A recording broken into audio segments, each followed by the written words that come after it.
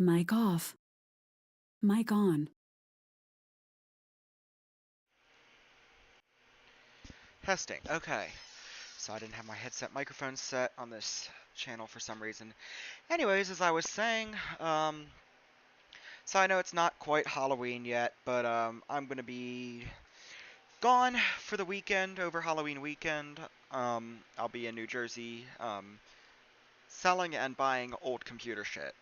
So,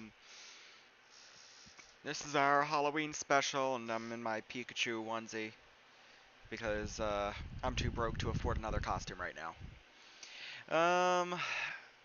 Anyways, let me get the computer to the right screen.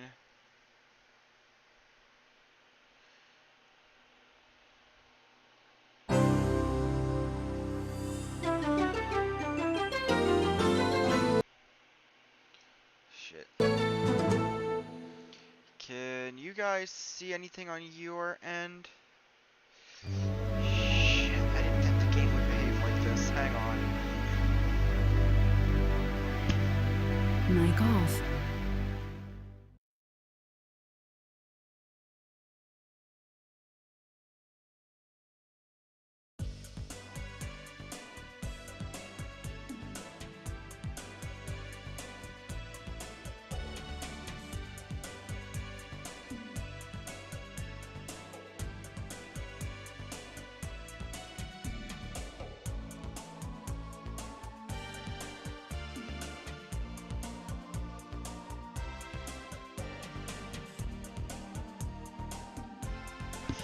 Mic on. Yes, of course something has bugged out.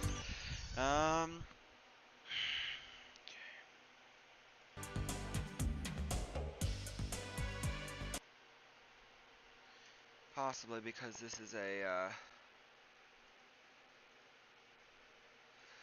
Game Maker game running in full screen.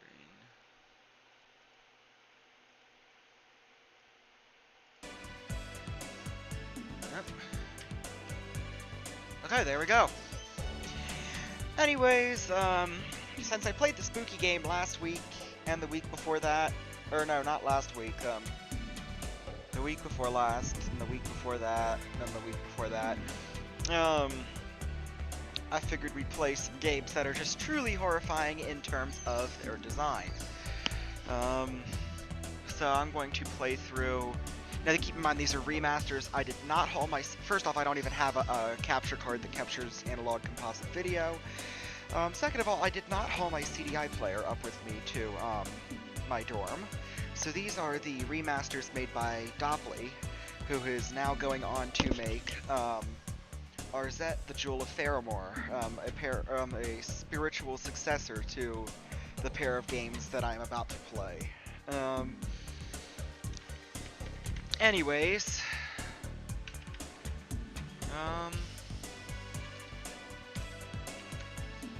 just look at the settings real quick.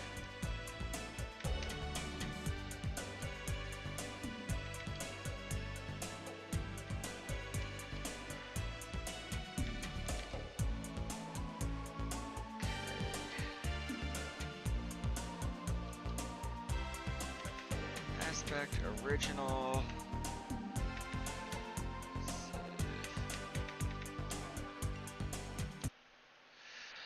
Alright, let's try this again.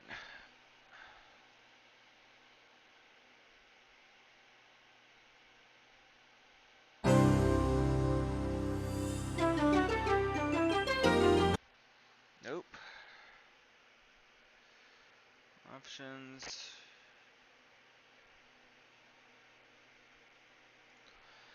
Borderless full screen is the only option available at the time.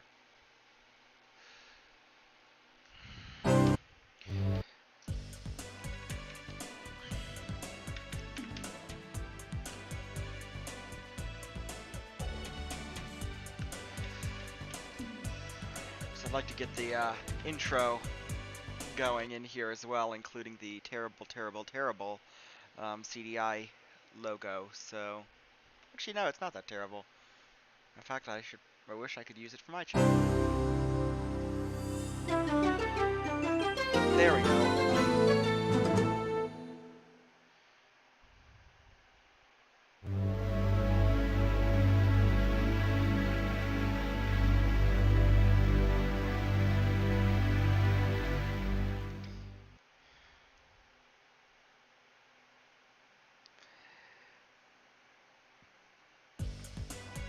So anyways, as I was saying, these are the remasters of the CDI Zelda games. They were created by Dopley in, I'd like to say 2020 or 2021, made using the Game Maker engine. He left them up for about a week, and then he took them down voluntarily. His concern was that Nintendo's lawyers would go after him. And frankly, the way those assholes act, I'm not surprised. So, which is funny because if they did take them down, they'd basically be saying, yeah, we acknowledge the existence of the CDI games that we've been trying to bury for so long. But anyways, after he took down the original releases, obviously when something gets up on the internet, it really doesn't get taken down. So the community got together and they made a few additional patches. Just fixed a few bugs, primarily, and then I think they added some extra subtitles. One of the features that Dopley added was a remastered mode, which fixes a lot of the control issues related to the CDI release, mainly the up to jump and the buttons. So that'll be a nice convenient feature. Also the fact that you don't have to stab items and rubies with rubies with the sword to acquire them. I'm gonna go grab my phone real quick so that I have a device to chat with without messing up the display, because it's obvious the computer's a little wonky in that accord. So,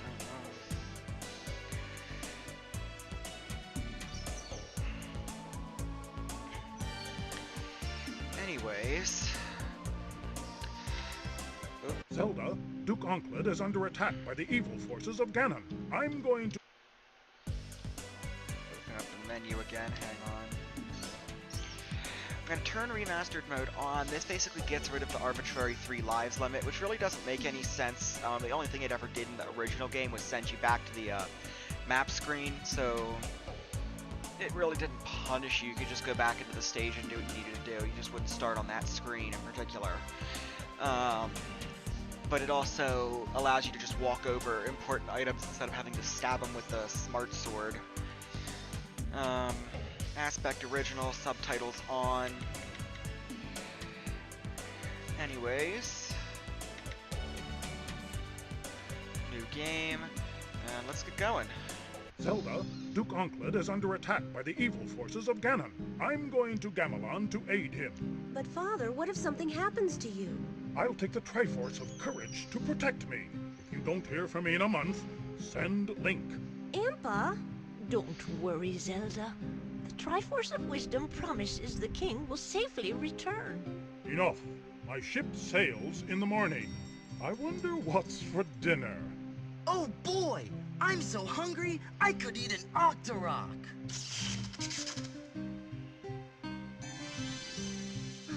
A whole month gone, and still no word. I'm certain he's all right. Yeah, that old Ganon's no match for the king. Link, go to Gamelon and find my father. Great! I can't wait to bomb some Dodongos! Wake up, Impa. We're going to Gamelon. All right, dear. I'll get the Triforce of Wisdom.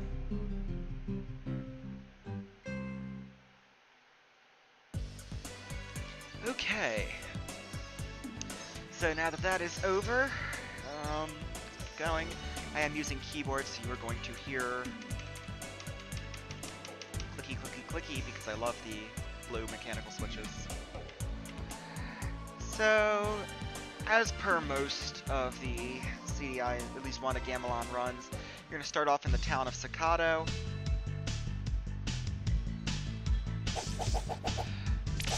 And you're immediately just going to start going after anything that moves. Another thing Remastered version does that changes the colors of the rubies to their more canonically accepted values. For those of you who know about the original games or have played the original games, they made one ruby ruby gems, and I'm using the word rubies because that's the word they use in the game.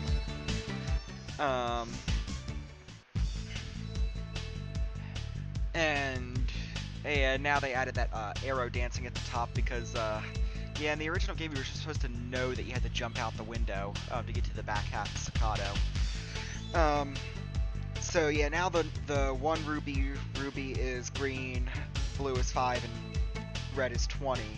Whereas in the CDI games, it was like one is red, 5 is green, and then 20 is blue. So like they had the order all messed up. So it fixes a few inconsistencies. Not that it makes the games any more canon, but you know, make of that what you will. Anyways, we've got half a heart because. Hello, dearie. Oh, just a minute. Isn't it lovely? Bring some fairy dust and I'll make it a magic cloak. So yes, we had that creepy lady offering a magic cloak if we bring her some fairy dust. This game is basically just one big fetch quest after another fetch quest after another fetch quest until you eventually get to Ganon. But anyways, with that said, I'm getting used to the weird controls because with the remastered, in the original CDI games, the up button was jump. There were only technically 2 buttons on a standard CDI controller, and then for the controllers that offered 3 buttons, button 3 was basically buttons 1 and 2 combined. So they now that they that Dopley ported it to PC, he did add support for X input game controllers, but I'm just using the keyboard, and now you have 3 buttons. With the remastered mode, you have your jump, you have your attack, and you have your menu, and then up now opens doors, which is the more conventional method of doing so. Anyways, we've got 1 heart left, so let's see if continue. The game also runs much smoother than it does on actual hardware. It is surprisingly choppy on my CDI player. Mine is configured.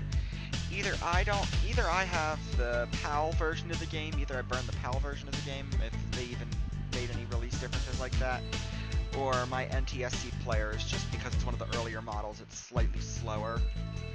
Of course, it could all be that it's, just my mind playing tricks on me. Even with the digital video cartridge, it doesn't really speed anything up, which makes sense because this game is not one of the games that requires the digital video cartridge. But, like I said, this game just runs faster and more responsively than the original game does. And apparently, RZ is being built on the engine that, at least the template that Dopley, and I could be wrong about this, but from my understanding, RZ was built on the template that Dopley used to make these games. So, anyways, here's Impa. She's gonna appear in a few different levels, so let's ask her, let's talk to her and see what she has to say. Do you see anything? Yes? Oh my, your father has been captured. What about Link? He's been in a terrible fight. I can't tell what happened. So the king's been captured and we don't know where the hell Link is. So yeah.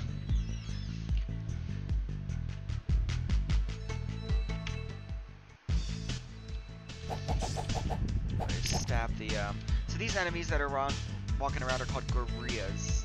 Or no, these are Dairas. Yeah, these are Dairas. The only other games they really appeared in are Zelda 2: The Adventure of Link. So yeah, it's weird. Certain enemies, yeah, that's locked. This is locked. That's not locked. But we can't go there yet. We don't have any bombs.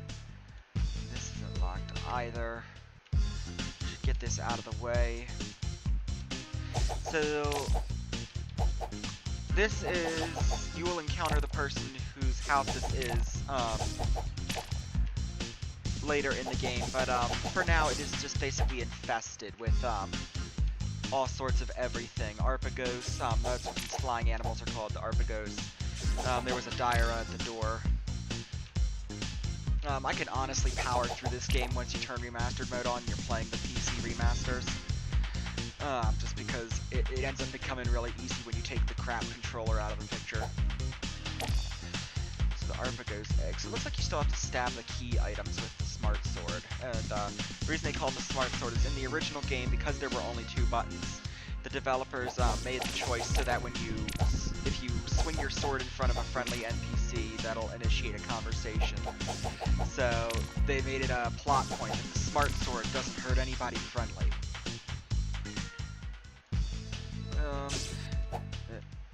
So yeah, that picture right there above the chair is supposed to be the resident of this house. I believe it's the mayor of Sakado, and we will encounter him later. Anyways, the item we got at the top of that of his house was the Arpagos egg. And you might be wondering, what the hell do we do with an Arpagos egg? Well, we're going to find out very shortly. So we got another house here that's locked.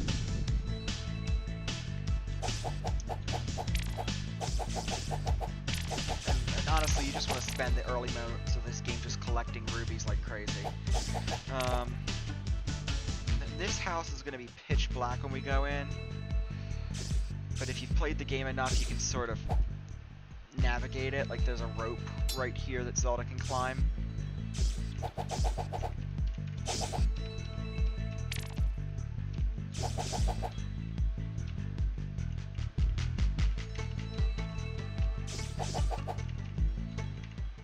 And just like that, you navigate the dark room and you get the power sword.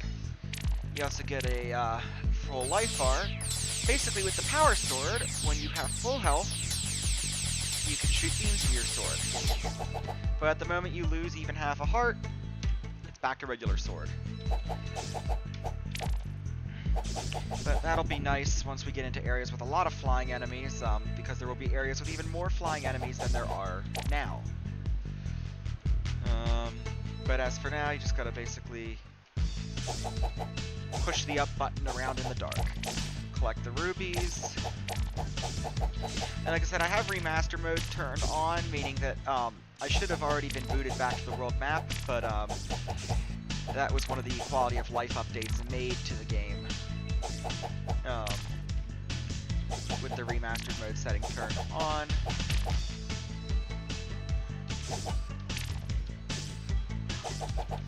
There's something about the shield. Zelda does have a shield, and as you can see, it does work. Basically, the way it works is you just have to stand still. There's no button to activate the shield. The only downside is it really does only work, like, you know, on projectile weapons. And they have to be right in the front path of the shield. Like right in the hitbox of the shield. So, anyways, let's check how many rubies we have. We have 119, which should be good to get us started. So this is the shop for the game. Basically, you have 3 consumable items that you can buy here. You have the lamp oil, you have the rope, and the bombs. The lamp oil is the least expensive because you will be using it a lot. The rope is handy. Basically, if you need to get to a higher ledge and you really don't want to deal with any platforming, you can use the rope to get up to higher places. And then the bombs are going to be useful, and the bombs are going to be, like, absolutely necessary up to a certain point. You're going to want to buy as many bombs as you can. And I believe you get 3, 3, and 3 for each purchase of rubies.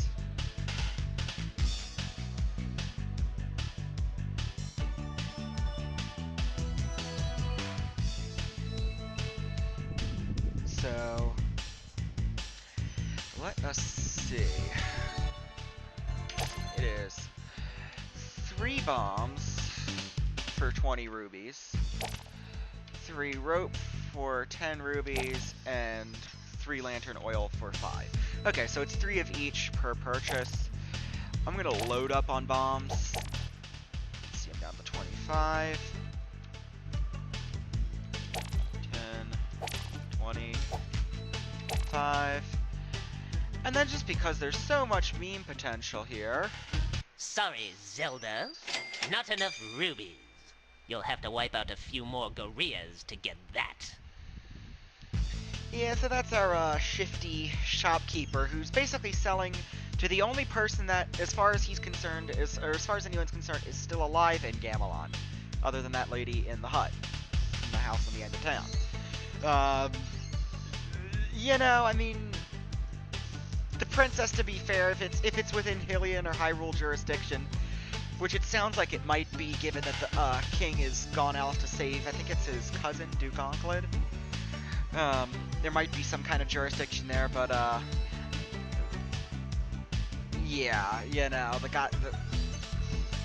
guy's like, you know, anybody who would be willing to buy shit from him is disappeared at this point, has disappeared, yet here he is trying to extort money out of the princess.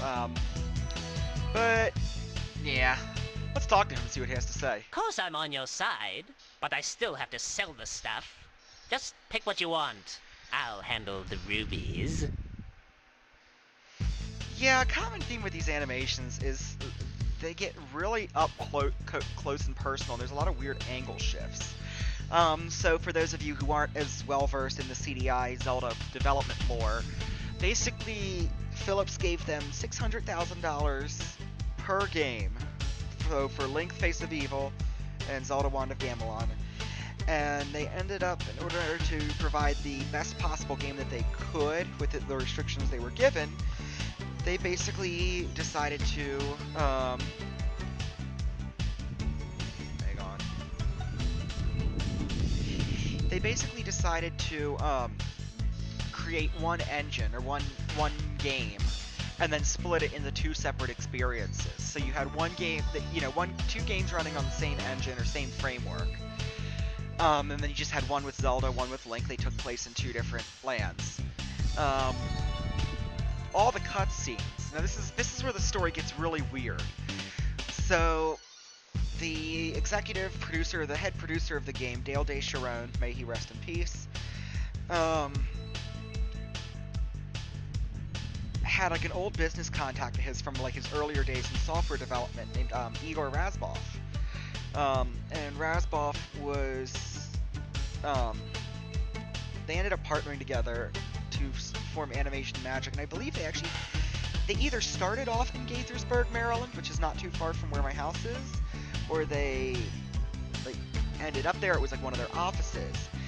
But they also had a place in Massachusetts, and from my understanding, all the animators were basically just, they basically just took a bunch of people from what used to be the Soviet Union and flew them to the U.S. because it was cheap, you know, it was cheap immigrant labor. Let's not beat around the bush here. You know, they brought people in from the Soviet Union to animate the cutscenes, and they actually hand drew them, and then they were scanned into a computer and cleaned up. Even these backgrounds are just hand painted by artist Rob Dunleavy, who's also working on Arzette, the Jewel of Faramore, who's helping out there. And then I'm also aware that Dopley got Bonnie Jean Wilbur, the voice of Zelda, and Jeffrey Rath, the voice of Link, to play cameo roles. At the very least, they're cameo roles, but I gotta imagine they've got bigger contributions there. Sort of like when the team behind Read Only Memories got Jeff Lee Payton in on the game as a cameo. Anyways, we're done with this guy, and we're sort of done with Staccato for now. So we're now going to move on to Aru Ainu in the desert.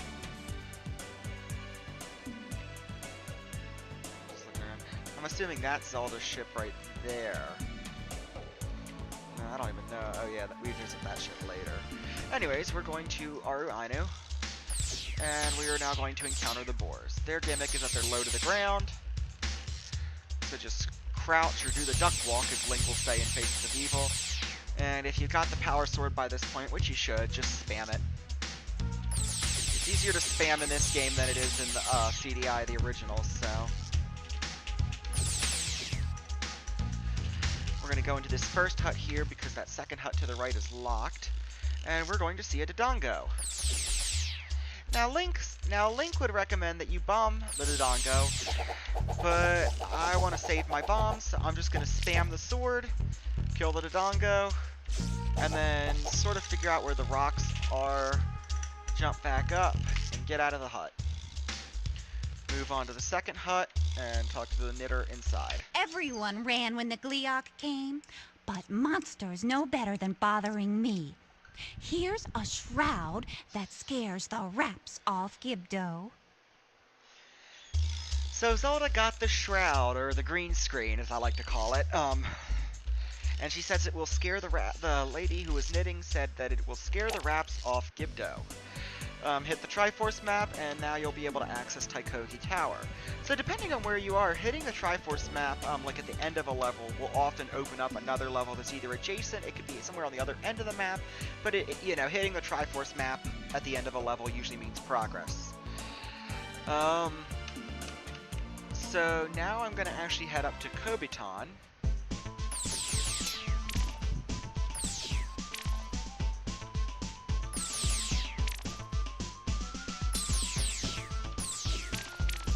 All the way up here. Stabby, stabby. So this is a Fire, and, well, now it's a dead Fire.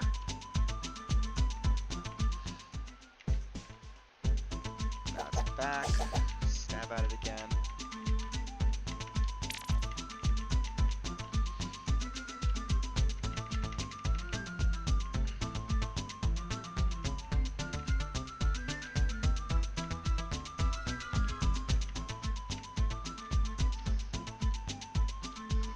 I don't remember the exact layout, so I'm just going to use a rope here.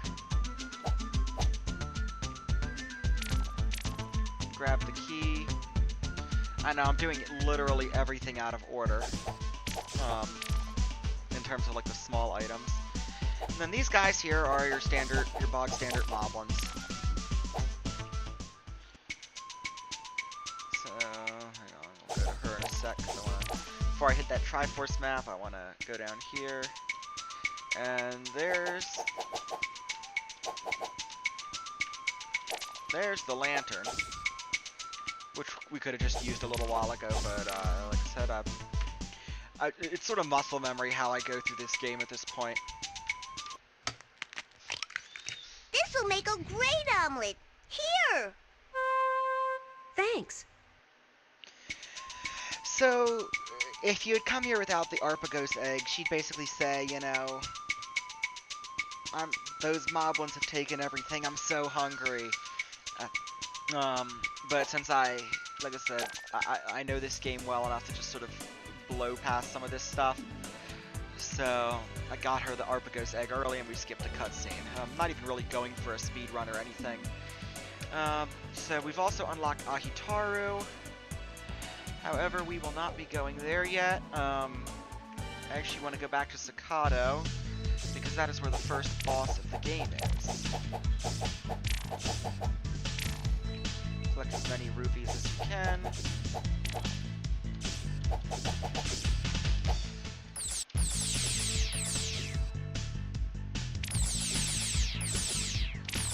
Also, the boss Tykohi Tower cannot be defeated until we beat the boss of Sakado, because beating the boss of Sakado unlocks the area where we get the item needed to beat the boss of Tykohi Tower. So just jump out her window again, just casually jump out the back of her window, and now we're going to go into the graveyard. So you see this wall here, we can't jump it, we really can't do much of anything with it. So what we're going to do here is, we're going to open the menu, select the bomb. That was terrible. But it got the gate open, the door open, barrier, whatever. We're gonna jump onto that grave up there, on that tombstone. Now we see our first Stalfos. Killed our first Stalfos. And then the ghosts that were flying around are the guineas, or the genies. They were in the original Zelda as well. They were in the first Zelda game. There's another one. But anyways, we picked up a key, which now means we can enter the church. For the dead shall rise, and the living shall be their slaves. She must be stopped. So, welcome to the first boss of the game. This is Gibdo. He's basically a boss. He's a boss in this game, but in literally any other game he appears in, he's just a bog standard enemy. Maybe a high-ranking one at best, like a stronger enemy. But here he's just a straight-up boss, and even that's giving him too much credit. There we go. There he is, looking menacing up there in Funky Church. Yeah, something else about this game. The soundtrack was composed by a guy named Tony Tribby. And it's, let's just say it's definitely not a soundtrack that you would get hear in a traditional Zelda game. A lot of synths, a lot of jazzy, funky music.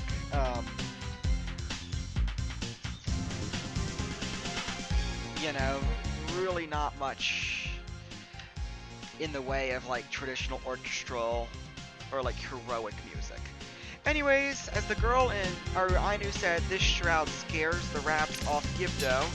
As you can see, if we press the item button, we throw it. So, The shroud! No! It's gone!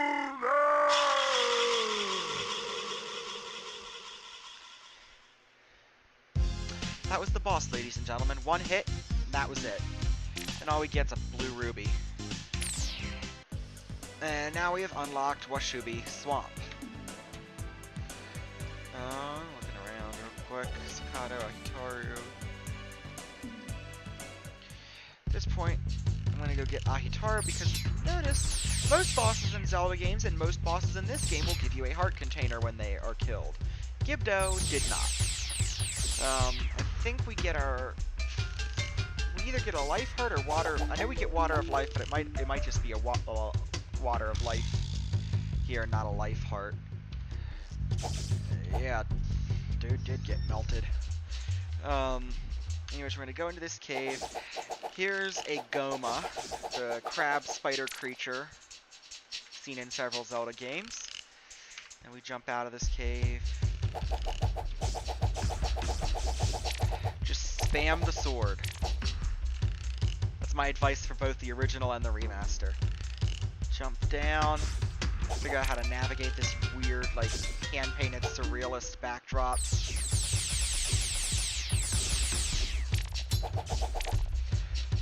Can't really, the worst part is, like, the backgrounds are beautiful. Rob Dunleavy did a great job with the painting. The problem is you just cannot tell where something starts and where it ends. There we go. So let's talk to this girl here who's juggling a vase of water. Nice jump over the Goma pit. Here, have a drink. Thanks. Hey, there's a fisherman trapped in the fish head. Really? Okay, so all we get is life Nice hearts, jump over- and it'll just keep refreshing your hearts there. So she's basically like a healing spot. Yeah, that enemy, the Gomas, a lot of normal enemies in this game take more hits than boss characters. Anyways, a well-placed, oh wait, this is one of those where it's 10 bombs. 10 bombs, yes, 10. Gives you a chance to jump in here. And now you get to talk to this guy. Thanks, you saved me. That's the last time I'm going fishing. See you in Sakado. And he gives you a key. And, one of the houses has now been unlocked in Sakado, as well as Shutoi Lake. So we'll go back to Sakado real quick. Just go do a little more ruby farming. Listen, I am gonna go through this game because I'm gonna move on to the other game as well. But you know, I'm not going for any speed run goals.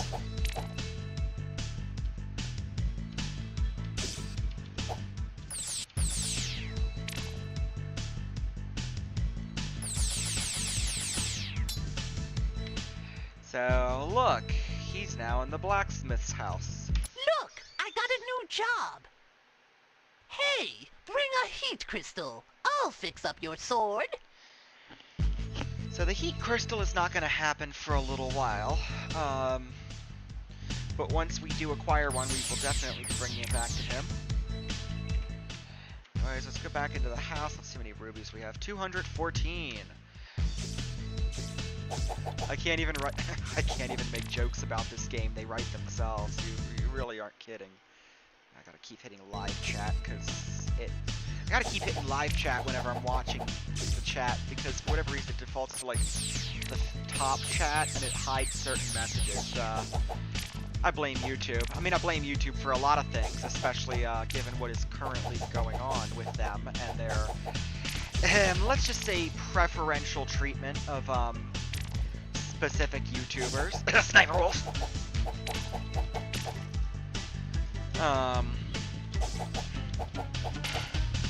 But yeah, hiding the comments or the chat is just weird. Anyways, we're up to 232 rubies. Just basically stockpile up on those bombs that we sacrificed. Here we have 2, 13, 16, 19, 22, 25. Of course I'm on your side. Oh, shut up, you. Grab a few more ropes. And a ton of lantern oil.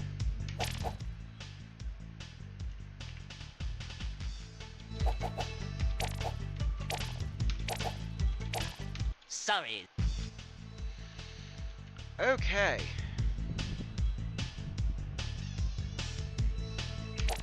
And I'm gonna go grab a water bottle. I will be right back.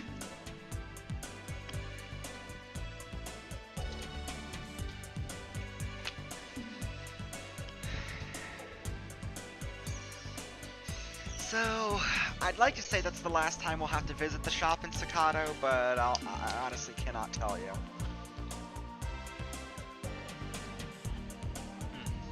There we go. Stay hydrated, folks. Okay. So we've cleared Kobitan, Ahitaru. We've done almost everything we need to do in Staccato. We've unlocked Taikogi Tower, but we can't go there quite yet. We need to go to Washubi Swamp. So we've encountered 2 new enemies.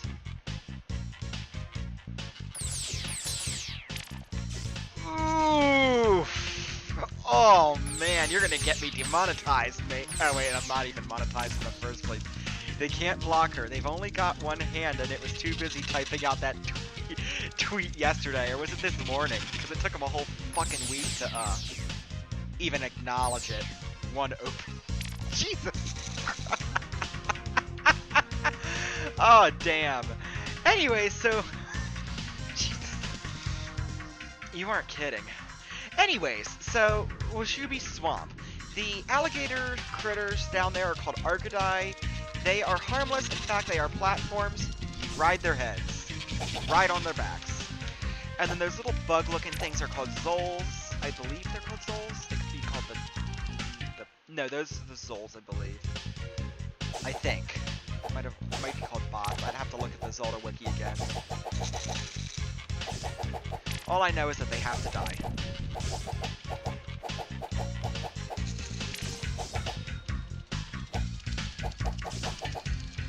Anyways, and something else you'll notice about a lot of these levels is they're short. Each section is short.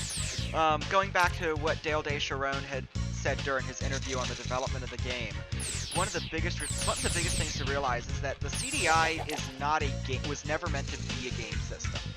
It was originally designed as a multimedia platform, where basically you bought it for your living room. It was a high price to pay, but you bought it, and it would replace your VCR because with an optional expansion it could play video CDs. instead of buying an encyclopedia, you would go out and you would buy Compton's, like instead of buying a volume of encyclopedias this big, you'd go out and you'd buy Compton's Interactive Encyclopedia for CDI. You know, instead of educational software to put on your computer that your child could damage, you'd buy a Sesame Street game or a Sesame Street title for CDI. You know, it wasn't meant to play anything like action games, like, you know, it had interactive, like I have a game, title for it, piece of software, Treasures of the Smithsonian. It's like a virtual tour, it's like a miniature tour of like a few different portions of the Smithsonian Museum. You know, the most game-wise it was ever really intended for were things like Caesar's World of Gambling, you know, like solitaire, blackjack, and roulette games. But towards the end of the system's lifespan, once Philips realized that games were the only thing selling for CDI, that's when they sort of released a model that made it look more like a game system and started treating it as such. The only problem is the hardware, because the hardware, CDI was more of a standard than it was a single system. Basically, the CDI lasted between 1991 and 1999, and they could not make any improvements to the CDI platform because if you made like an improvement to the CDI platform halfway through that you couldn't backport to older CDI players, then it's no longer a standard. You know, the newer players could have, in theory, if they made a newer, better player, they could have played old CDI and new CDI. You know, but the old CDI players couldn't do new CDI. That was the theory. Meaning that from 1991 to 1999, you were stuck with the Motorola, or the Philips and Motorola SDC 68070, which is a custom variant of the Motorola 68000. There were several custom chips as well, like the CDI slave processor, which I think handles some of the more, I don't know what exactly it handles. There's like a lot of technical documentation. It's almost a computer in its own right. The 68070 sounds like it would have been the successor to the Motorola 68060, but no, the STC 68070 is its own chip. It's like an offshoot of the original 68K, which is a chip that had been around, I believe, since at least the late 70s, early 80s. I know that the original 68000 was used in the original Macintosh, if that's, you know, from 1984, if that's any indication. You know, we're already using a variant of a 9-year-old processor. In addition, there was no hardware-based scrolling or video RAM. Like, everything was handled by all these weird custom chips.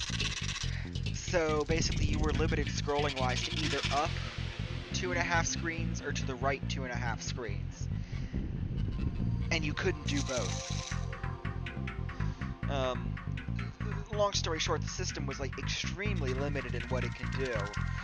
If you want to talk about a game that really pushes the CDI system or the platform to its limits, Zelda's Adventure. It is the most maligned of the games.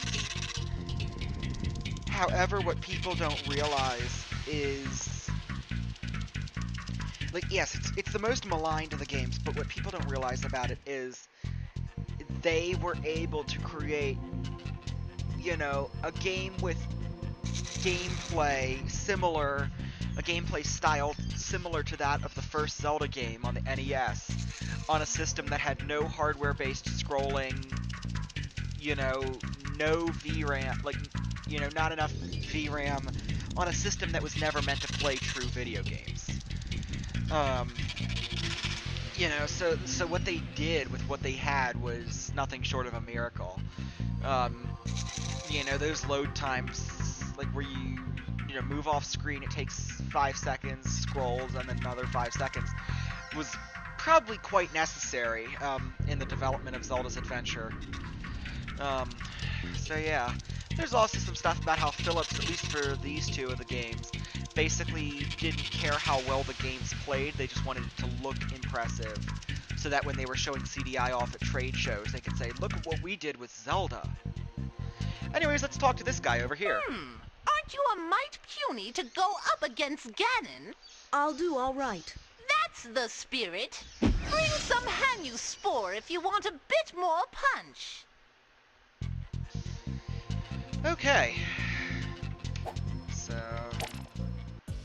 now we've unlocked Hanyu Forest, and the guy said he wanted Hanyu Spore, so that means Hanyu Forest. These might be the Zols here, I think, or the gels. See, there's like gels, Zols, and bots. I think, and I don't remember which ones are which.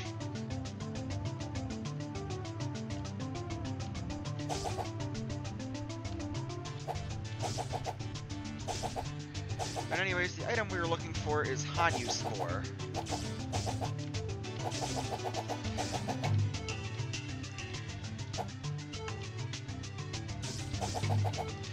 Yeah, Zelda's Adventure is generally, it's the least talked and it's the most maligned of the three of the CDI Zelda trilogy. Usually people do mention Faces of Evil or Wand of Gamelon, but I would say, in my personal opinion, Zelda's Adventure is the best of the three because they basically defied all odds and crammed a full Legend of Zelda style game onto a platform that was never meant to be a game system in the first place. Like, everything was against it. Also, there's our Hanyu Spore. Everything was against the developers at Veritas for the third game. Yet somehow they pulled it off. Does that make it a good Zelda game? Not necessarily, but it is. But in my opinion, it is the best Zelda game on CDI. Anyways, there's this lady just walking back and forth in the Greetings, forest. Princess Zelda. Do you have any Arpagos feathers? So she wants. Greetings. So she wants Arpagos feathers. So we gave that girl in Kobiton an Arpagos egg, but she wants Arpagos feathers. We've also now unlocked the fairy pool. Actually gonna head here first. We have frozen the fountain of life. Oh, that was good. We have made evil. Let's bring the darkness down.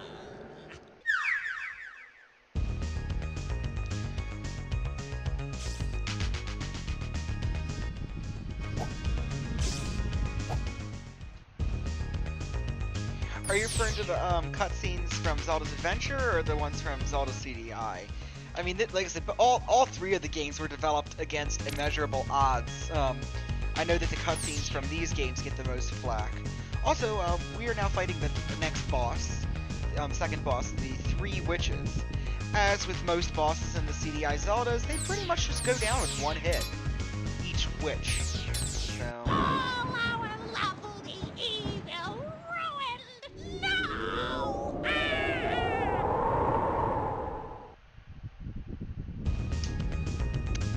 Okay. Yeah, the cutscenes were sort of like a Philips demand. Like, they had to incorporate multimedia, full motion video of some sort. Zelda's Adventure.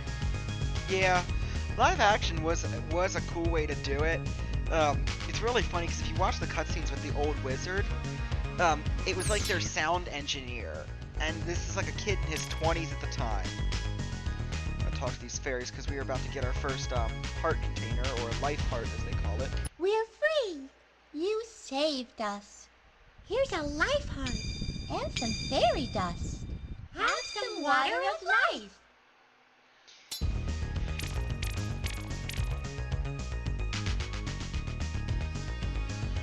Alright, so this is also like another healing spot.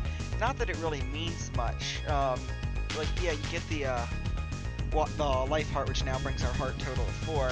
The thing is, you automatically heal when you start a new level, so there's really no reason to come back to the fairy pool at this point. So, yeah, the story behind this. Oh, we've unlocked the Go Beyond ship. I'm gonna go back to Washubi Swamp. I'm gonna give that guy the Hanyu Spore that he wanted. Here's our life savings. Thank you for freeing us, Princess. Here's our life savings. You look like you are about to stab us if we don't give them to you.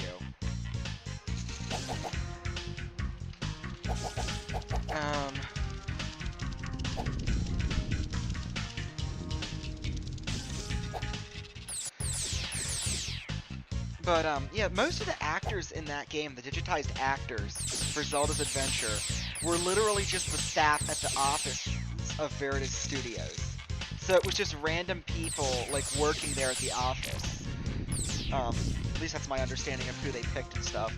Their sound engineer, Mark Andrade, basically had to wear this, like, extensive latex prosthetic mask to play the role of the old wizard Gaspra. And then as for Zelda, the character, the sprites for Zelda, yeah, this Zelda would, and we are going to see some pretty savage, if not just brutal, if not just downright savage and violent moments in this game. Yeah, this iteration of Zelda honestly feels like she would kill without any hesitation. Like there's badass female heroine, and then there's like CDI Zelda Psycho.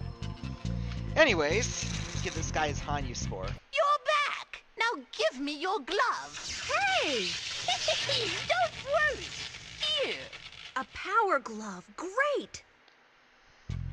It's so bad. Also, if that guy just pulled that out of a fire, then, like, that glove should be, like, scorching hot. Yeah, that's honestly the least weird thing that's happening in this game. So, with that said, let's finally move on to Taikogi Tower. So, the Power Glove uses rubies as its sort of power. Anything that's like a magic item uses rubies as power in this game. But we don't have to buy bombs anymore.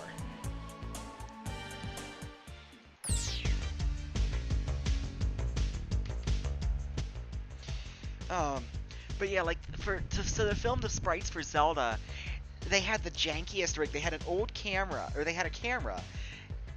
For Zelda's Adventure, they had a camera at, on the floor, aiming upwards at a mirror that they taped to the ceiling. And then the mirror is aimed over a treadmill that the actress playing Zelda would walk on. And that's how they filmed Zelda and all her actions in the game. And then all the backgrounds were actually, they looked like little satellite images. They were all dioramas. Like, they were all like these little dioramas, like made in shoe boxes. And all the monsters were like clay figures, clay puppets. There was an interview with the guy who made most of the monsters. He does like jewelry on Etsy now, which is really neat.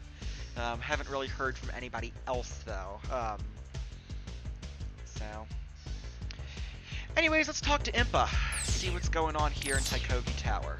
Oh my! It looks like everyone's been taken to Taikogi Tower. This is illegal, you know. My cakes will burn. Oh, yeah, definitely an inventive way of doing it.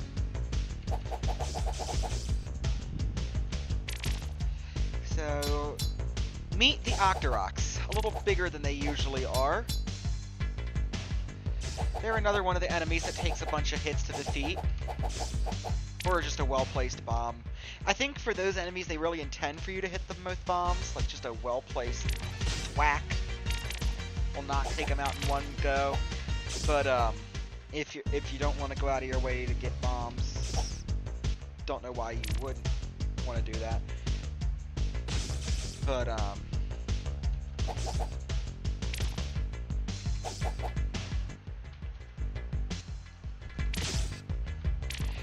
so now you're going to see the Power Glove in action. Just like that, we've broken through a 10-bomb boulder. And now it's dark. Light on, and oh look, it's the baker. Come on, hurry! It's awful! Mayor Cavendish has been chained in the tower! Oh, my cakes! Come see me in Sakado! So, we've also received a key. That is for the baker's house in Sakado. And now you see these hands just floating around. These are wall masters. They do not teleport you back to the beginning of a stage like they do in their most Zelda games. all these guys do is they just hit you. They just, they sort of blend into dark space in the background. They wait for you to walk right by, and then they attack. And barely that.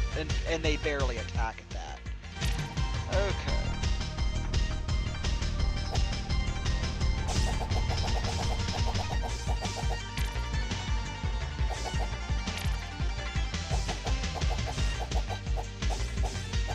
Pillsbury Doughboy let himself go. You aren't kidding. You dare defy me? You will die. Guess again, Iron Knuckle. So here we go, Boss 2, the Iron Knuckle. As per most bosses in this game, it's pretty much going to be a one-hit kill, except this boss requires the use of the Power Glove.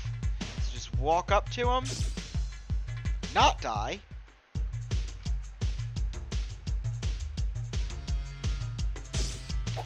not die again. There. He's dead. Let's get out of here. And Zelda literally just takes the boss's heart and turns it into a life heart for herself. Told you she's brutal in this game, like, without a human conscience brutal. Anyways, we now have a key to get into the locked tower. And look, it is Mayor Cavendish, the guy whose house we stole the Arpagos egg from. Let's talk to him real quick. Oh, the indignity. Please, Your Highness, would you kindly cut the chains that bind me? So, yeah, if you the keep talking to him like indignity. this is one of those weird gimmicks. You gotta jump up and slash. Thank you, Princess. I managed to conceal this magic lantern. I hope it can be of use. So now we have the magic lantern, which, well, it renders all that lamp oil that we bought obsolete. Let's just say that. And we've accessed Dordon Cave. So, I'm trying to remember where we need to go. Yep, so we need to go to the Go Beyond ship next. Casually wipes nose with knee. Yeah, if I did that, I'd be dislocating my kneecap again. Man, that was a nice easy skip. Get inside the ship.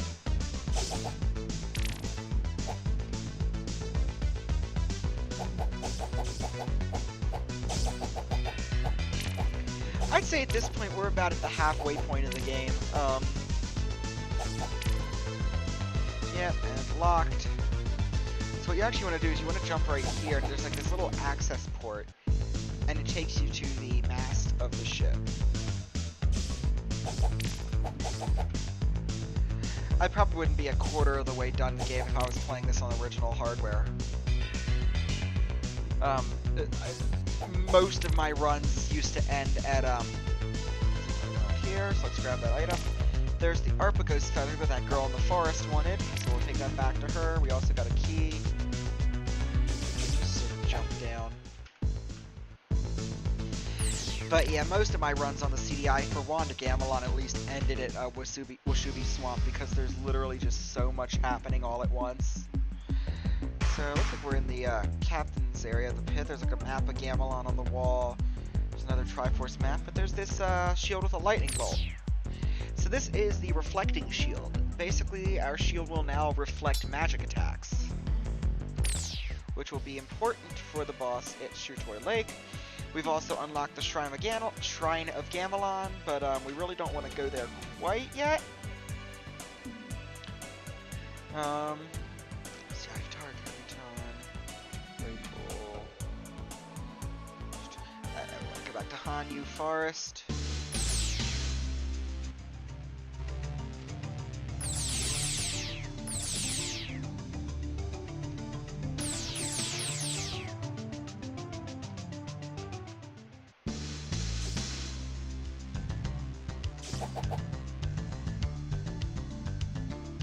Greetings, Princess Zelda. Do you have any Arpagos feathers? Good. Then let us make a cape from your shroud. Here, I must be off.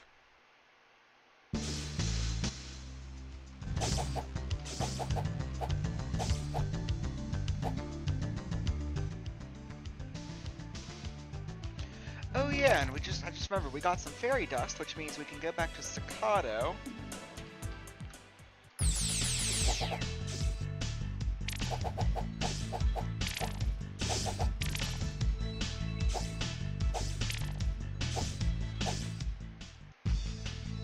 Oh, good. There. Now you can sneak up and give a monster a good shot before he sees you. So, what she basically did, she turned our shroud, or no, the girl in the forest turned our shroud into a magic cape which will just jump across larger gaps. That girl turned our magic, made our a magic cloak. Basically what we could do is, we can go invisible, and enemies cannot hit us for a little period of time. It does consume rubies in the process, though, as do all the magic items in this game. Sorry, shopkeep, only coming by so I can return to the world map. Anyways, now that we have the reflecting shield, we are now clear to... Actually, I'm going to detour to Doordon Cave.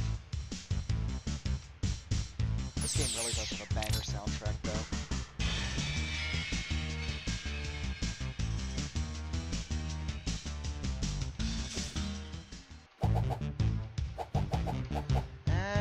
Got the Gleeok heads. If you know anything about Zelda, the Gleeoks are the multi-headed dinosaur dragon things that just cause trouble. I think they actually just came back in Tears of the Kingdom, but I haven't played it yet, so couldn't say.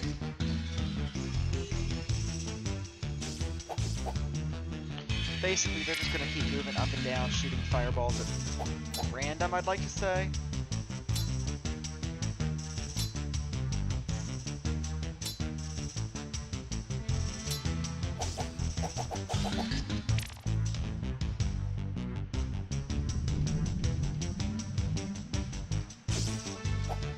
And then up there was a full Gleeok without the heads. Well, with a Gleeok, what is it? A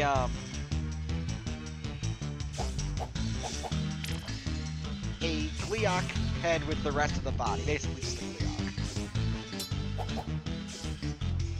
As per usual, just trying to cheese it. Use the lantern. Now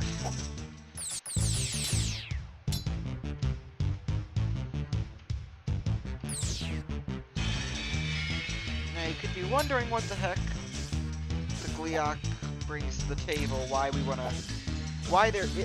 if there's a reason for us to even bother coming in here and fighting it in the first place, and there is.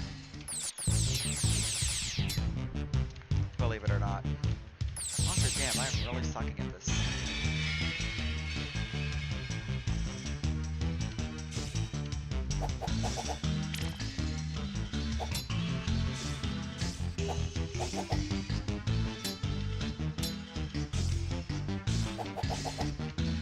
There we go. Spam the sword. And we got a heat crystal. If you recall, the guy in Staccato wanted a heat crystal.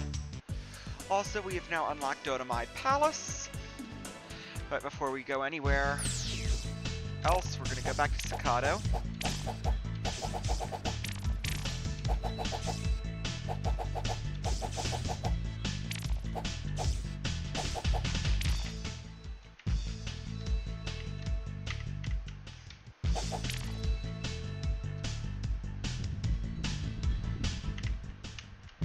Go back to the fisherman, or blacksmith now. That ought to do it. Works pretty good. Casually blows up a portion of his house to demonstrate the all-new super... I forget what they called it now, but it is basically a powered-up power sword that will now shoot beams at any health level. You are no longer required to have max health. So basically you now turn your sword into a semi-automatic machine gun, or a semi-automatic rifle. Basically it fires as fast as you can push the button. Or as fast as the CDI can process in the original releases. Hey, shopkeep, just passing by again. So we're now going to move on to... Oh yes, there is a reason to go back to the fairy pool, and I will explain that once we get into... once we go through Chitoy Lake.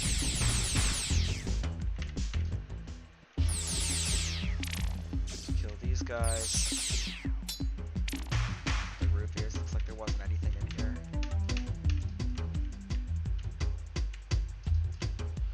Jump through. Jump through the house that's been absolutely trashed. Grab the key. Kill the moblin. Go out. Up. Up. And we now get access to this hut. Talk to Impa. Oh dear, Wizrobe has captured Lady Alma. I'm not afraid of you. Ha! Then wait here until you are. Okay. Jump through there.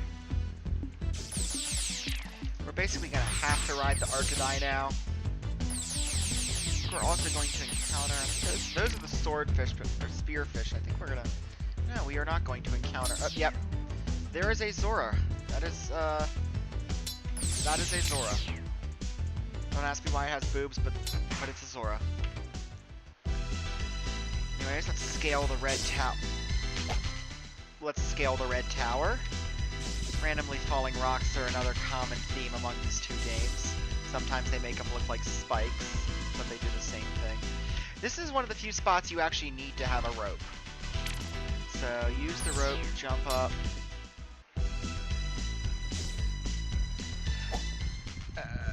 That was probably a bottomless pit. Yep, it was a bottomless pit.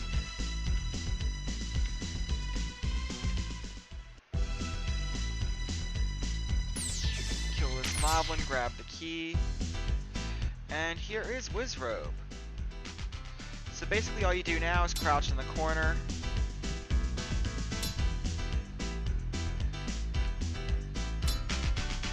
Not the disintegration spell! And just literally stand there and do nothing. You will reflect Wizrobe's spell back at him and he will destroy himself. Once again, you will need a rope, so climb up with the rope. Let's switch over. Oh yeah, so the flute, I totally forgot to mention that. Basically, when you use the flute, it stops all flying enemies for like 5 seconds. Anyways, jump up here, go through this door. And there is Lady Alma. Now, looking a little less turned to stone and more so just trapped behind a wall. But if we bust out the power glove, we can now talk to her. Link told me about you. You know Link? Sure, he gave me his canteen for a kiss. You kissed him? Here, it's empty anyway. Yeah, so looks like Link's having a little affair there. And we got Lady Alma's canteen. Notice that it is marked as empty. This is what the fairy pool is for. So if you go back here to the fairy pool,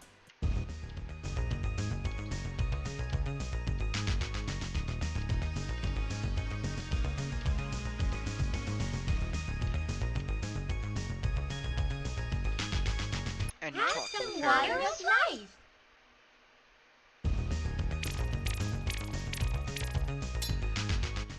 they will fill up your canteen for you. So it's sort of like having the blue potion or the red potion in Zelda games, in the more conventional Zelda games. We could also go to Sakado.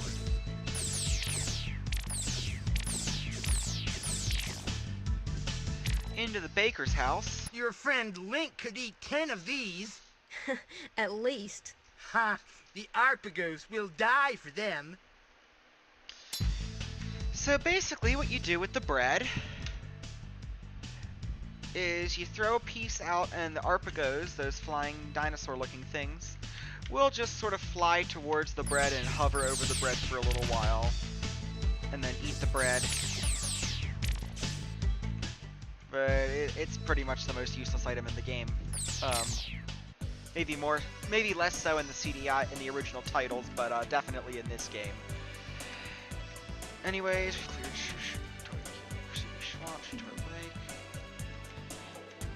I'd say we move on to the Shrine of Gamelon now.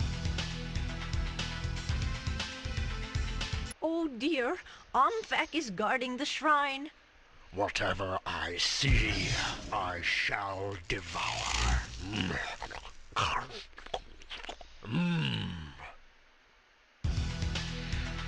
I have several questions.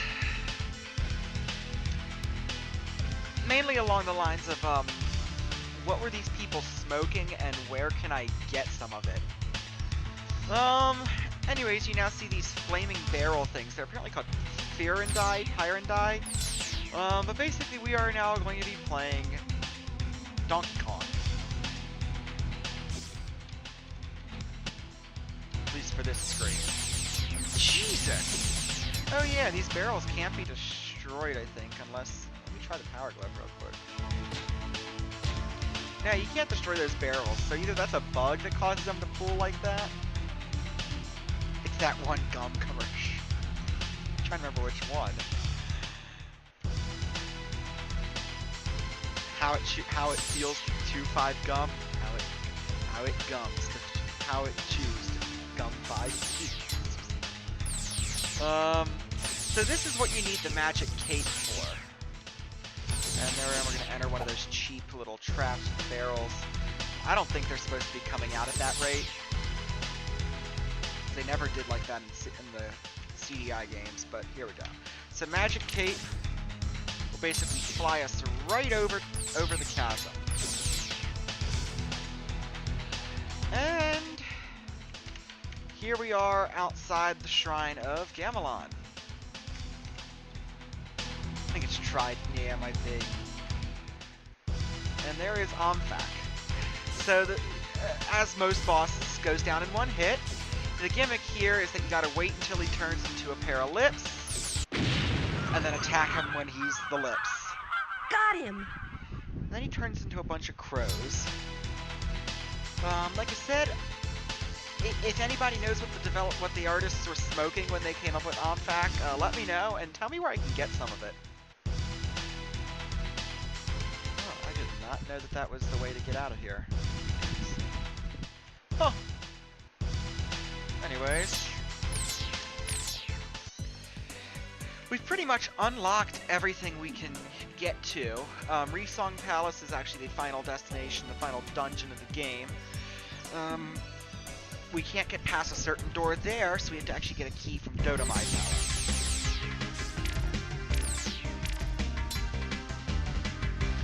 And there's Impa, ready to give us some more exposition. Look how your father was captured. You are my prisoner. Hey! Silence! Hektan, keep the runt in chains. Yes, master. Maybe smoking some of the cat pixie dust. You probably aren't wrong. Alright, we got another wall we gotta blow up. Power glove it. And you actually have to ride this Arcadai into the castle, into the palace.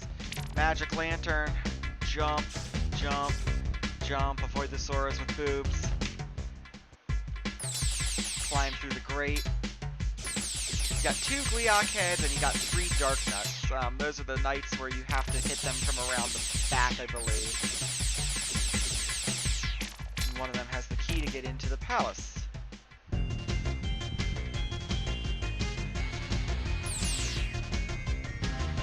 So yeah, we got another wall master here.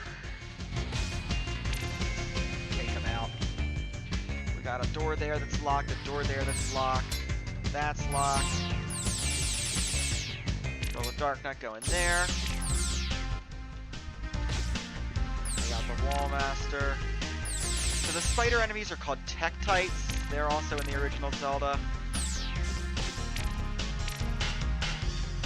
Climb up here. Locked. Oh, key is right there.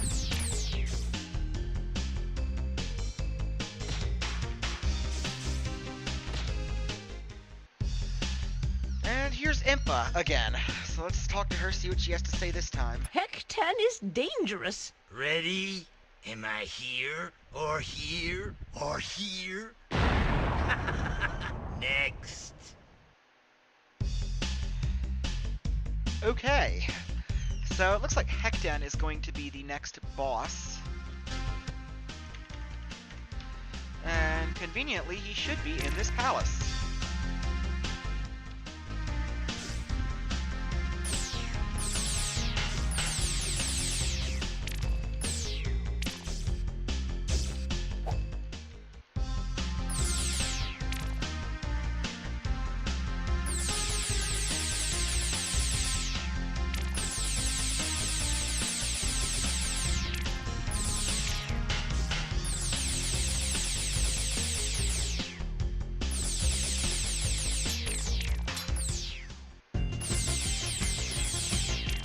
Dark Knight.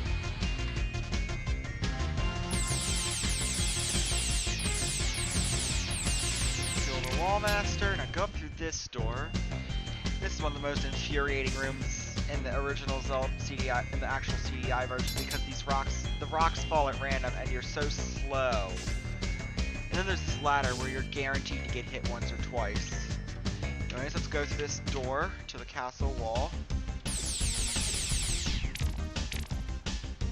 And look, it's Hectan! Looking, and behaving a little less dangerously than he made himself out to be. Or Impa made himself out to be. Oddly enough, his spells don't get reflected by the shield. But he's probably one of the easiest bosses. All you gotta do is approach him with the sword. You've killed me! Good! Jesus Christ, Zelda's a freaking psychopath. Just that smile there. Good! And jump through the tile. And it looks like that's the guy that they captured, so let's talk to him. Duke Onkled betrayed the king. I know. Strike the head of the portrait to enter Onkled's chamber. Thanks. So Duke Onkled betrayed the king. Also, there was a key. Make sure to pick that up. Duke Onkled betrayed the king, and somehow Zelda knows. Where did she get that information from? Because up until now, there has literally been absolutely nothing that indicates that Duke Onkled betrayed the king. All we heard of Duke Onkled was, I think Zelda's smoking that pixie dust. Ew. Yeah. But like, there's nothing in the story, unless there's something unless there was some kind of off-screen event that happened. There is no feasible way that Zelda could have known that Duke Onkled betrayed the king. All she knows is that the king went off to Gamelon to help Duke Onkled fight Ganon. But, yeah. Also, two doors. Literally two doors.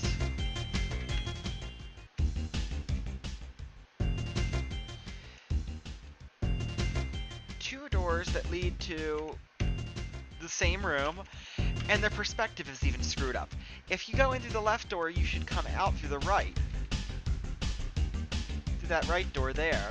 And if you go out this one, you should be over here. But, I guess nobody was... Honestly, I mean, this game is such a weird mindfuck anyways.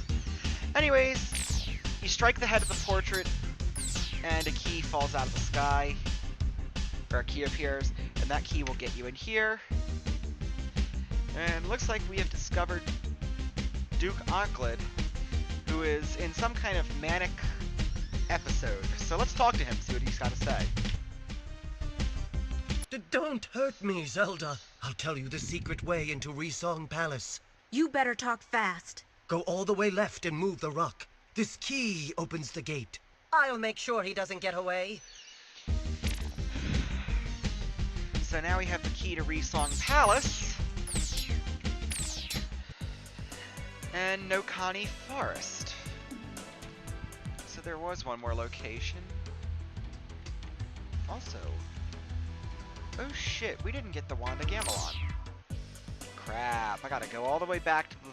Shit! We didn't get the Wand of Gamelon after defeating Omphak. I was so, like, traumatized by the Wolf Lips, lion abomination that I just totally forgot to get the Wand of Gamelon. So now I gotta climb up the shrine again. Magic Cape.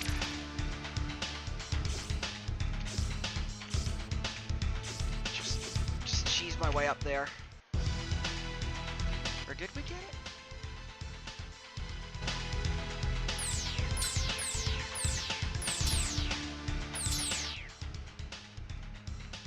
Flute, magic cloak.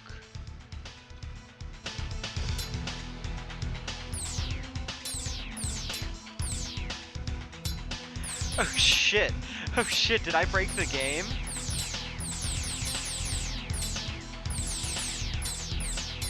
Shit, did I break the game?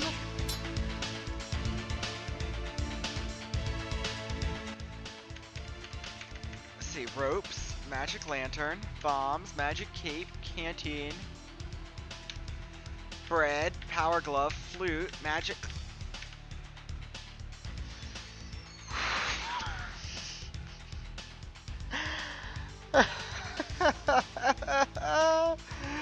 Oh, Jesus. I just broke the game.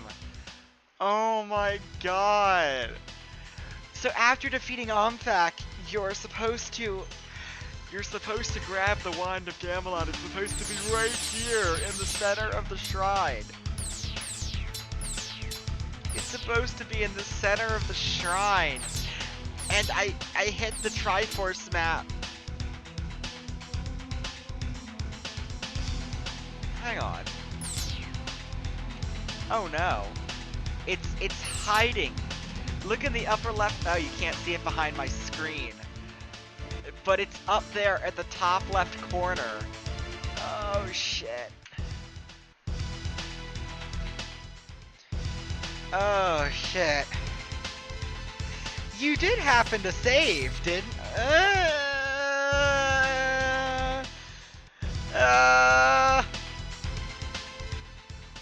No.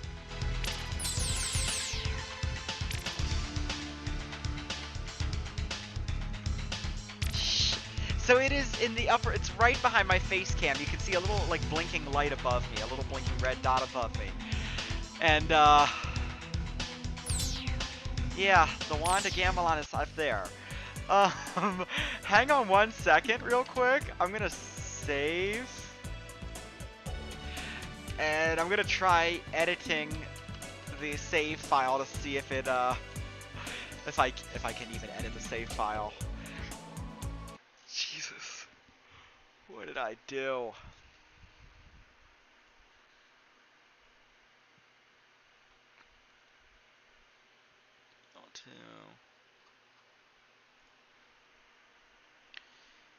Data.win.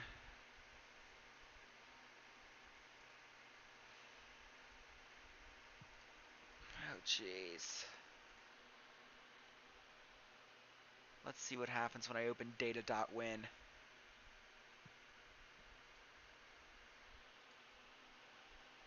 Notepad is not responding. Go figure.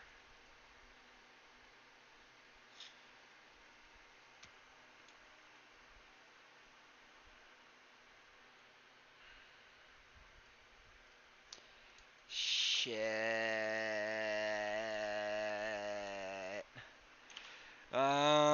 Percent app data percent.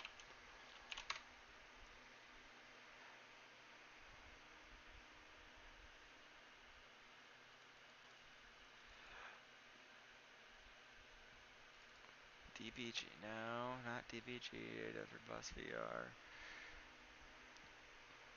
Hellbound, Katakawa.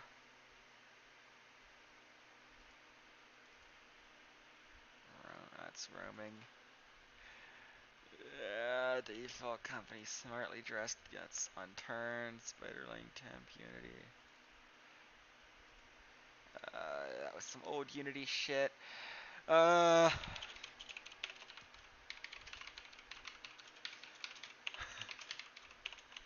uh, uh, uh,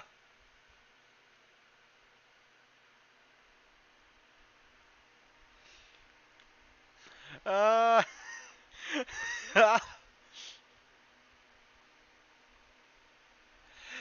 uh, is there any other location that my games? Final Fantasy VII Remake, Remaster. Uh, uh, uh, screenshots, video, no. Oh, good. At least I still have my Pokemon Uranium save. I haven't even played Pokemon Uranium. Jesus crap. I haven't played it in years. Oh, jeez. Options? Oh shit. Let me see if. Hang on. I just realized I've spoken to the developer in the past. Let me see if there was something that he said. Dobley. Where is your chat with Dobley? Here we go. SaveData.ini. Okay. View. Show. Hidden items.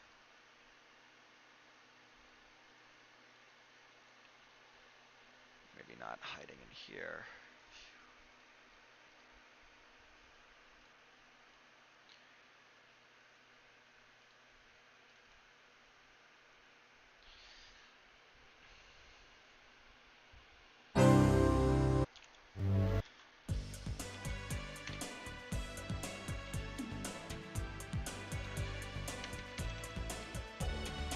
Shit. There's somewhere here that's an INI file.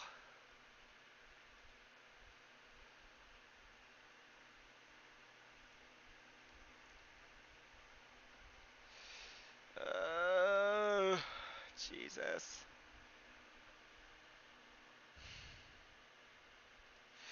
Search this PC.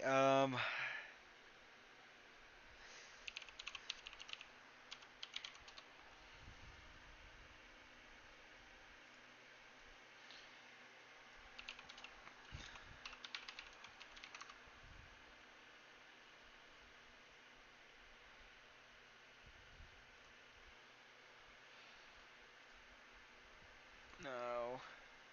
Working on it.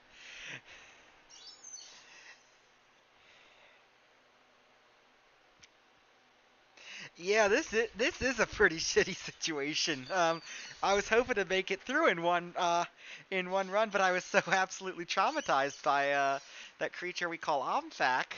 Um,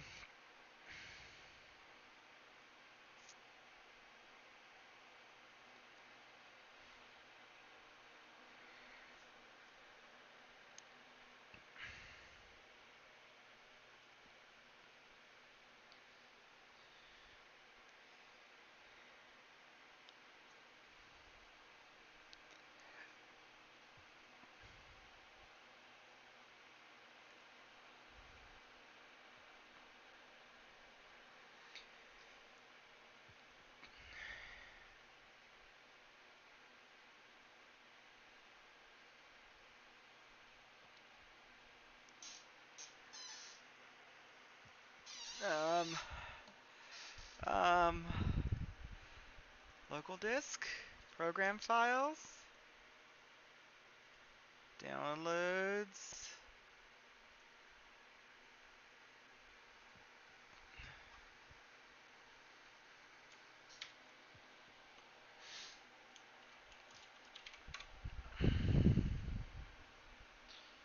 Options.ini, settings.ini.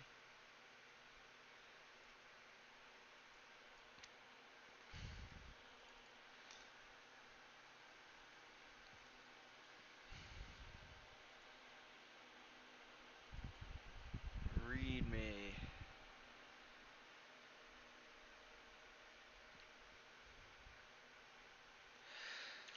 Okay. App data. Local. WOGR. Save data. Okay. So I think I just found the save data file.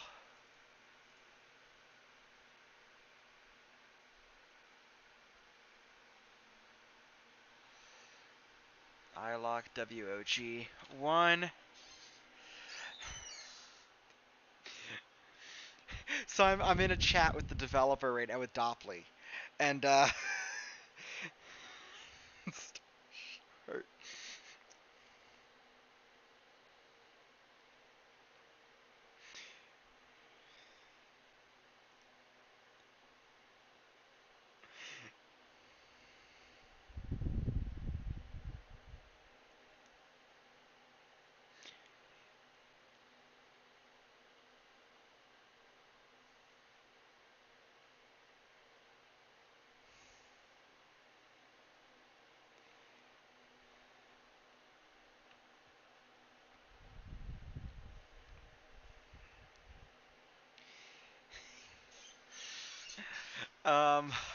okay, so I'm looking down here. Max health, man. Oh man, I can even screw around with how many hearts I have. Inventory, unlocked device. Continues 3. Damn, you can really screw around with this. Script Onclid, script fisherman. Ganon dead, Gibdo dead. Damn, I could really modify everything here, but I am not going to do that. There. For all intents and purposes, I have the Wand of Gamelon now. Roll credits. And you know what? I'm not even gonna cut that. I'm not gonna make that a blooper reel. That just happened during the stream. So, load game. Game 1. Now, if this worked right, Resong Palace. Hey, I got the Wand of Gamelon. Saved myself out of that situation. Jesus. Okay. So we're gonna be playing one more round of Donkey Kong here with the movie. What did I just hit? Oh, yes, I forgot.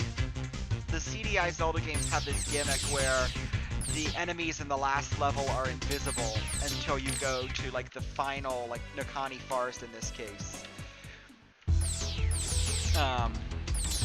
And get a special, like there's a final lantern that you have to get in both games, and it's only available in the last accessible stage. I mean, you could get through Resong Palace without it, but it's incredibly difficult.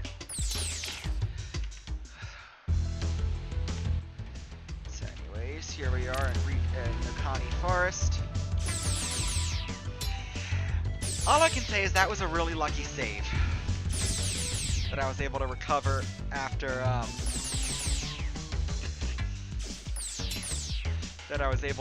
from that mess. I'll have to clip this, and I'll have to clip that, and I'll have to timestamp it and send that to Dopley. So we are now climbing the tops of the trees in Nakani Forest. Oh, and it's the girl from Hanyu Forest This again. light will penetrate the dark around Ganon, but only the wand can defeat him. Good luck!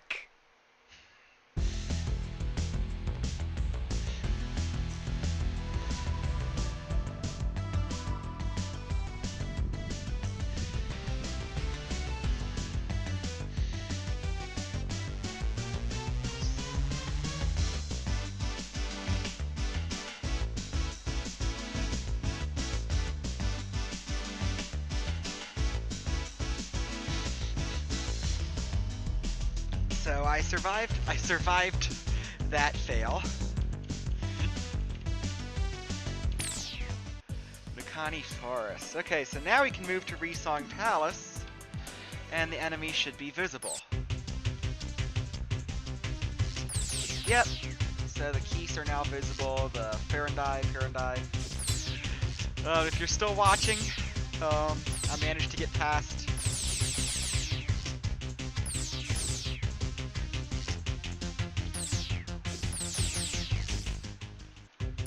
It's It's too dark to see Ganon, but the Triforce says you can only win by falling. I wonder what that means.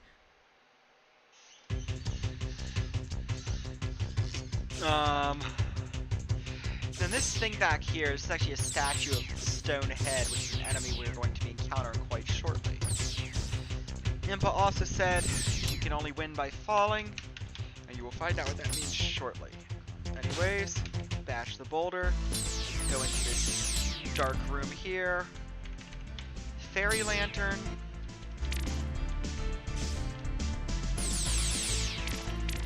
mow the gorillas down,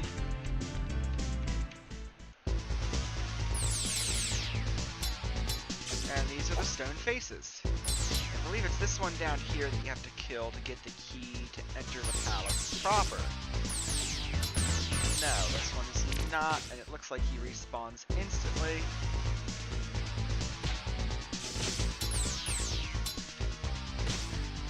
Second one you gotta kill to get the key.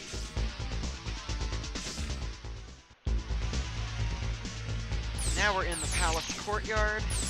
That door above us is going to take us to Ganon, but it is locked. We will not be able to get in there. And as Impa said, we can only win by falling, and that looks like a well-placed pit for falling.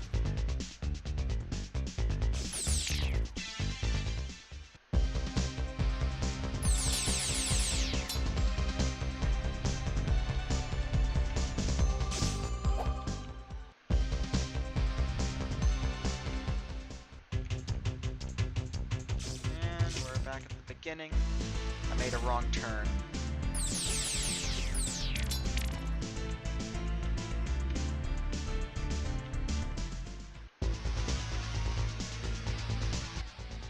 Lantern.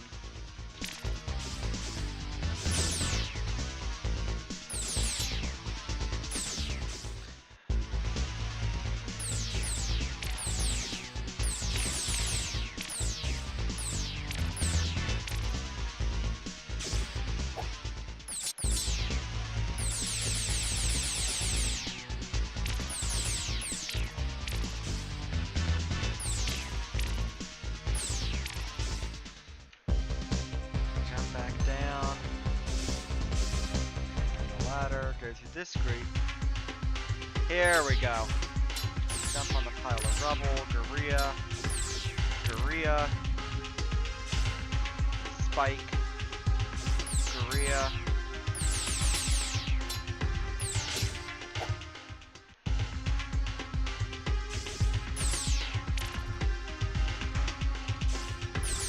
Grab the key. Sorry, Tektite, you're not important here. Jump back down to the sewer.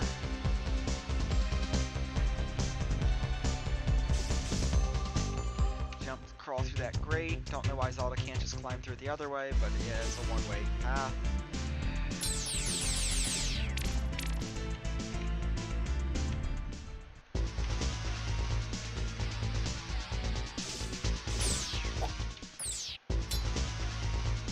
Because I'm too lazy to even bother screwing around with the fairy lantern, I'm going to just blindly flail in the dark.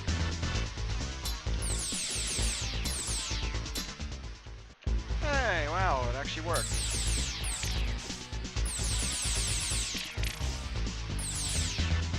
Come up around, jump up, kill the last moblin there.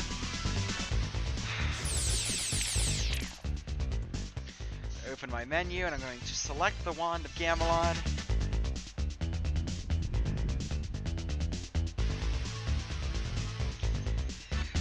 Let's go in. You dare bring light to my lair? You must die!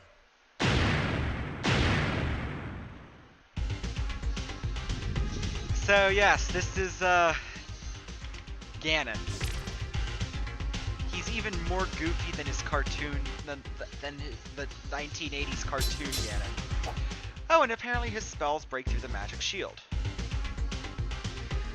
But, like all the other bosses... The chains! No! You haven't seen the last of me!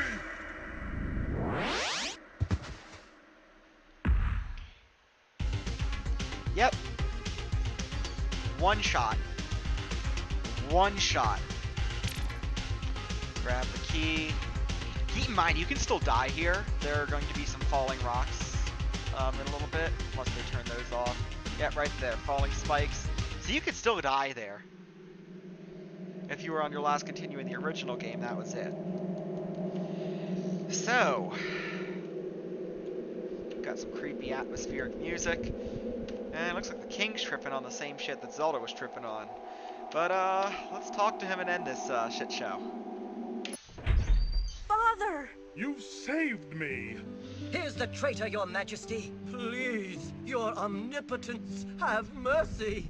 After you've scrubbed all the floors in Hyrule, then we can talk about mercy. Take him away. Yes, my liege. I wonder what happened to Link. Oh, he was a bore anyway. Stop looking at yourself.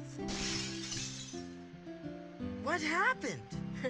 Nothing, Link. We were just about to have a feast. Great!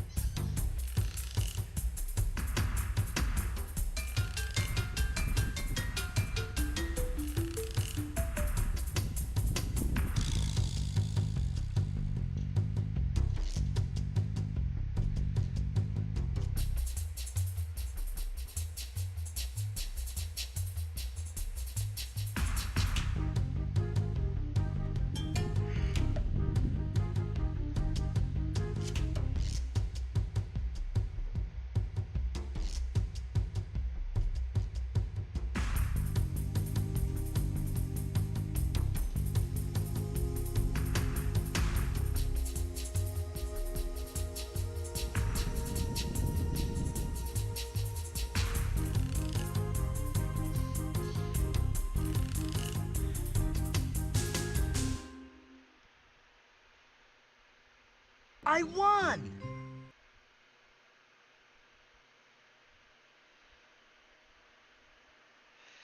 So, in the remasters, you unlock hero mode. I'm traumatized. Oh, just wait till you get to the second game. Just wait till we start the second one. You have unlocked hero mode. This difficult mode, available under new game, causes enemies to do double damage and makes the canteen unavailable. Perhaps you should beat the game again in hero mode to see what happens. My understanding, and I think I've spoken to Dopley on this, if you beat the game under hero mode, you can play as the king. That's it. You can play as the king. And I think the king is just a bare knuckle, like instead of a sword, he's got fists.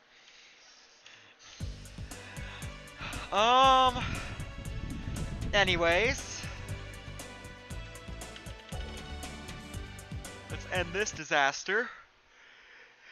And move on to the next one.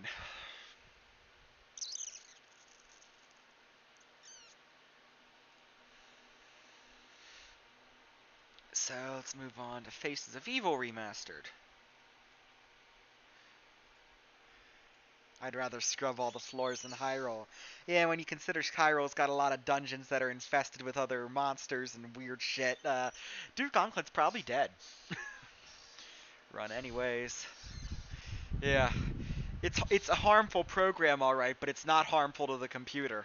Let's just put it that way. Select language. English, Espanol, Francais, Deutsch, Netherlands, Italiano, Russian, English.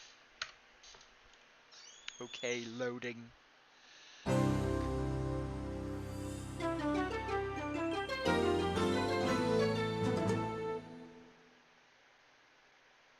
The mark of quality right there.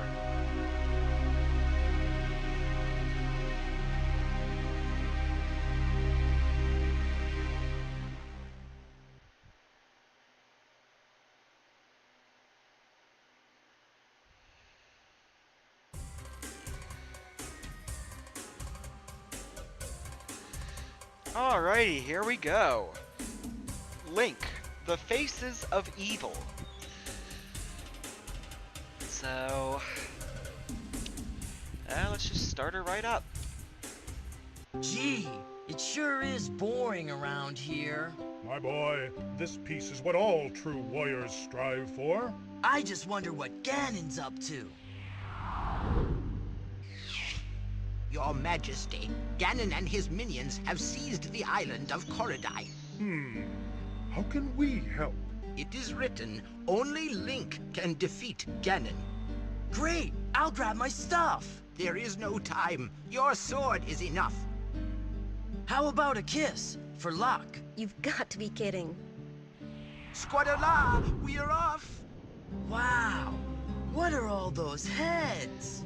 These are the faces of evil. You must conquer each. I guess I'd better get going. Here is the map. Where do you wish to go?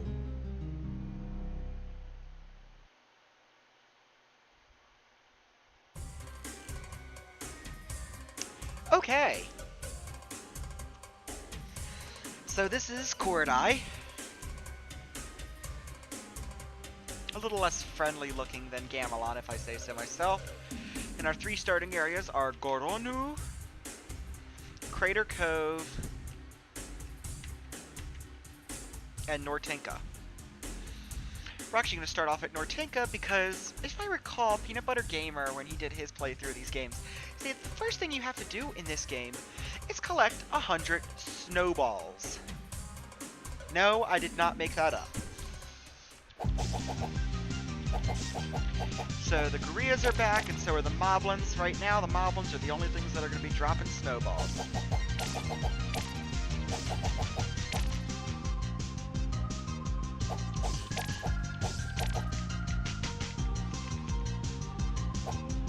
Oh no, I forgot to turn remastered mode on. Oh shit, oh shit.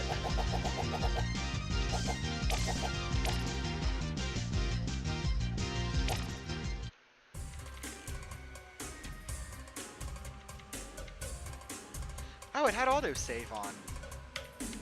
But the autosave would have saved over that bug anyways. Okay. Now that I have remastered mode on.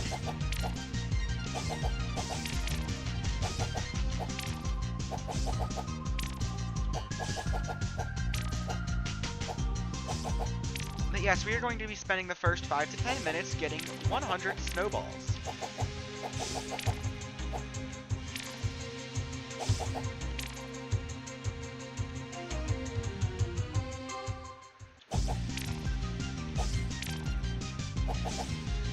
This process is a lot more tedious on original hardware. The game runs at about half this speed, so make of that what you will.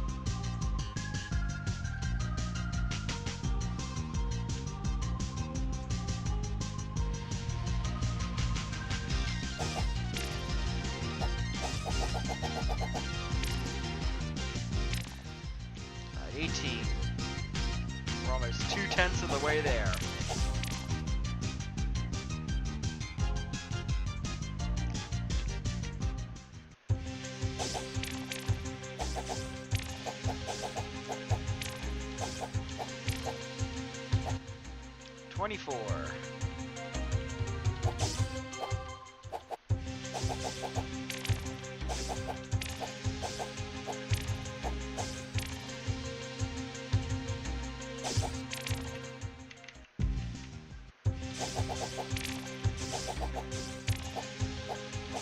I think I'm just gonna keep going back and forth here.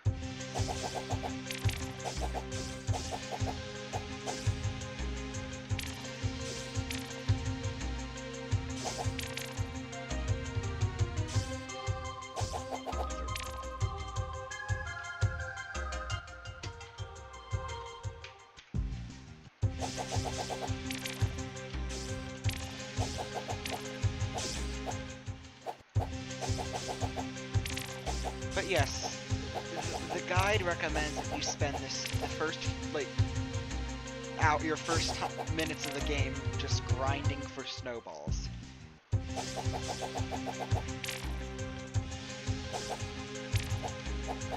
And you will see why once we make our way over to Crater Cove.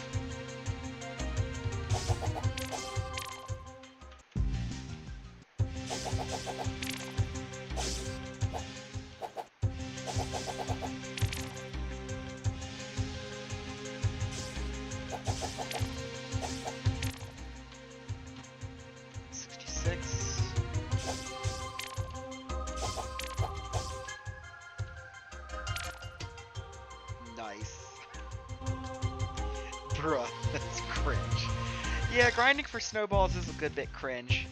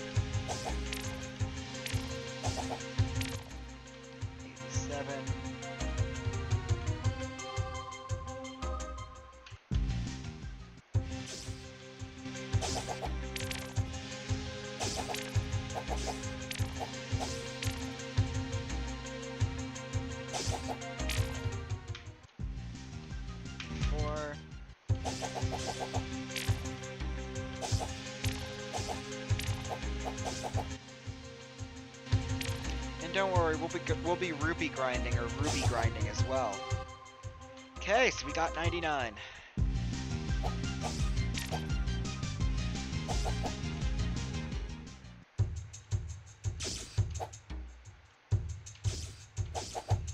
Kill the gorilla there. Kill the gorilla there. Got 34 rubies. Let's talk to this old lady. Help! Ganon froze the fountain. I'm stuck. You're stuck, but you're still moving. Okay. So now we can climb Nortinka Hill. Now these guys are called Abominum, and yes, I have reason to believe they are throwing what you and I both think they are throwing. Something to keep in mind about them, though, is that they are immune to sword. Immune to the sword. You cannot hit the Abominum with your sword.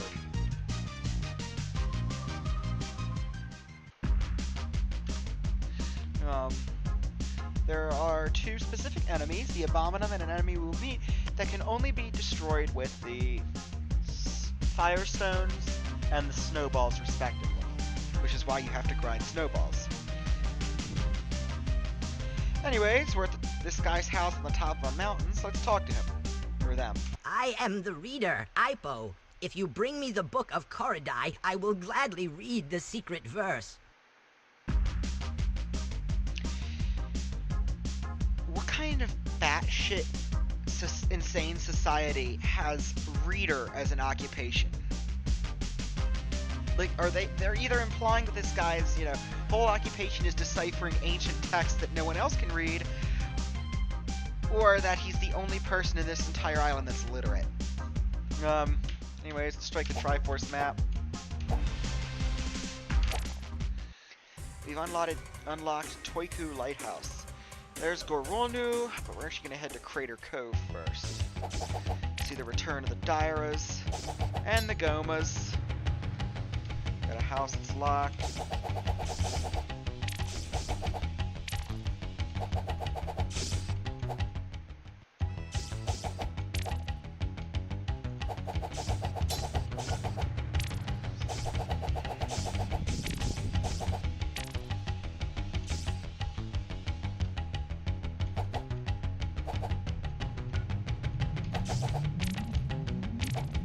Grab the key.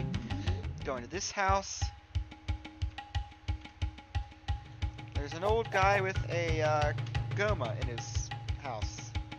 Let's talk to him. Biggest crab I ever caught. It's a Goma. You're pretty good. Here. Thanks. Hey, you identified this crab I caught. Have this sword.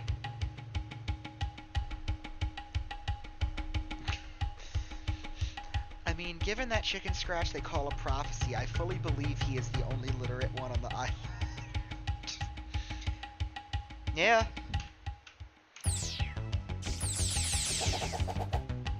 Anyways, we've got our power sword now. As per Wanda Gamelon, it only works when you've got full health, and then this key will unlock this house here, where we see this lady casually carrying a knife.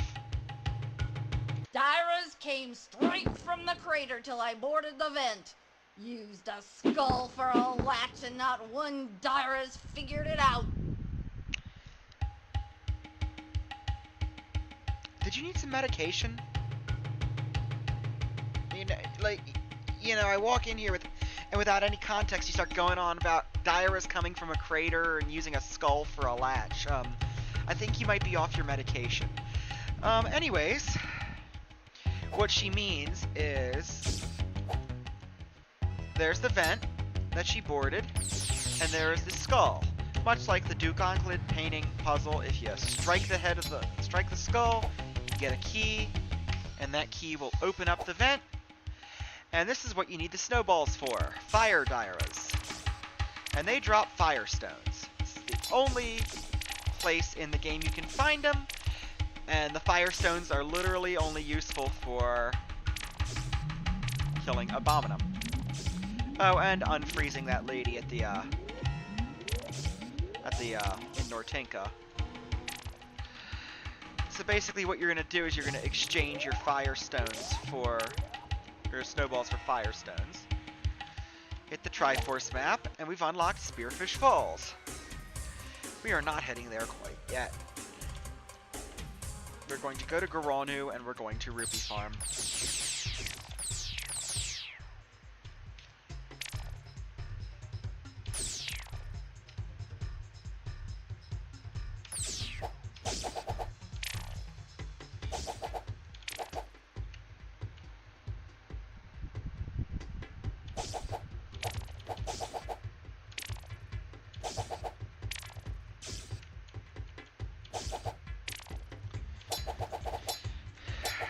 There's a boulder. We're going to need either 10 bombs or a power glove to open that. If that's in this game. I think it is. And we ran out of enemies. So let's go into this shop that's just built on a bridge. Let's just like this bridge is built and the shop is sitting on a bridge, or this house is sitting on a bridge. Let's go inside. Let the memes begin, people. Quantum's. Oh, there's like a hint thing. Morshu, the greedy shopkeeper, will give you the items you need for the right price. You should return to the face here onto the far right. You should return to the face here on the far right once you have bombs and a lamp. So I didn't even know that was a feature that Dopply added. Anyways, let's talk to Morshu, the friendly shopkeeper. Lamp oil, rope, bombs? You want it? It's yours, my friend, as long as you have enough rubies.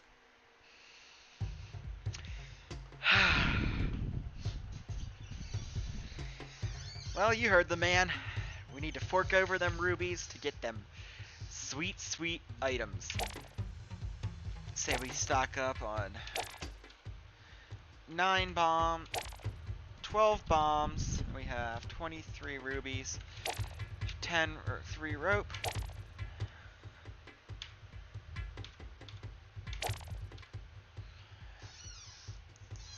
Okay, so 3 rope, 12 bombs, 6 lantern oil, and I want to buy another set of bombs. Sorry, Link. I can't give credit.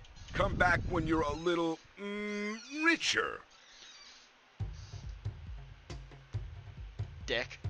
He could have just said, sorry, I can't sell you the stuff. And I gotta imagine that little of his as he was trying to downplay it. He's like, ah, man, this man, never mind, he's too broke. He can't afford to not be insulted.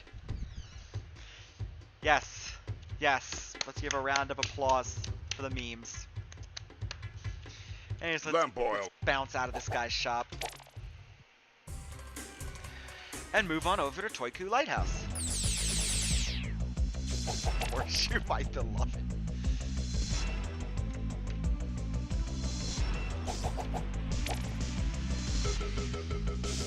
Man, this song really makes me want to run a marathon.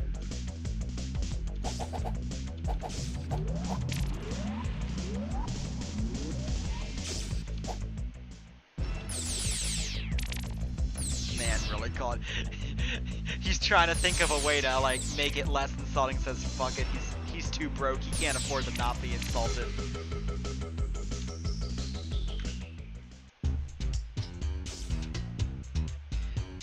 Damn, this house is in shambles. This lady's just been living here in this moblin-infested house. Well, let's talk to her. You're not afraid of dragons, are you? Of course not. Then get my necklace back from Gliok, okay? Pretty please. Jeez, lady, learn the concept of personal space. Alright, so we're on the other side of the house built into the mountain. There's really no villages here in Korodai. I mean, Ratinka's the closest thing you've got. It's like 3 houses, but only one of them's occupied. Unlike Sakado and Gamelon, there's really not a town that's considered a sort of hub that you return to.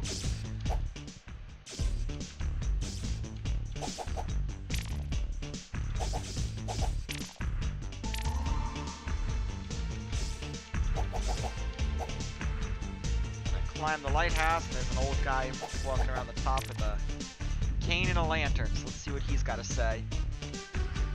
It's mighty dark with all the evil about. Keep this lantern full, it'll light your way. Thanks. Link's looking awfully pink there. Strike the Triforce map, and we've unlocked Firestone Lake. We are not going to Firestone Lake, we are now going to Spearfish Falls.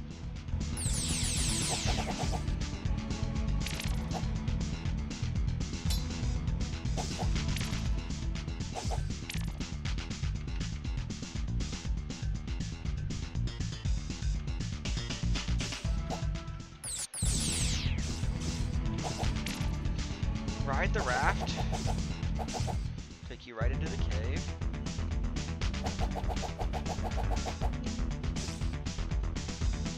Jump up onto the bridge, jump over the gorillas.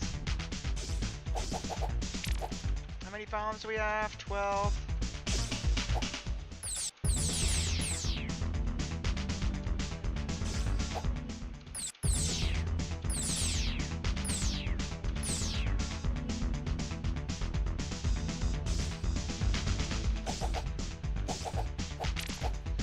Looks like we can afford to pop 10 bombs to destroy one of these rocks.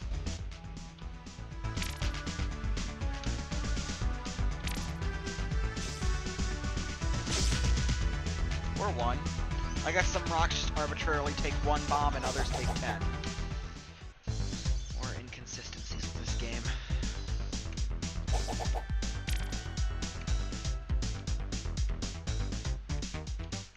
Here's one of those where the fuck do I go levels where you just gotta figure out which of these rocks you can jump on and where you can jump on them. My advice for you is just keep spamming the jump button and you'll eventually get to the top.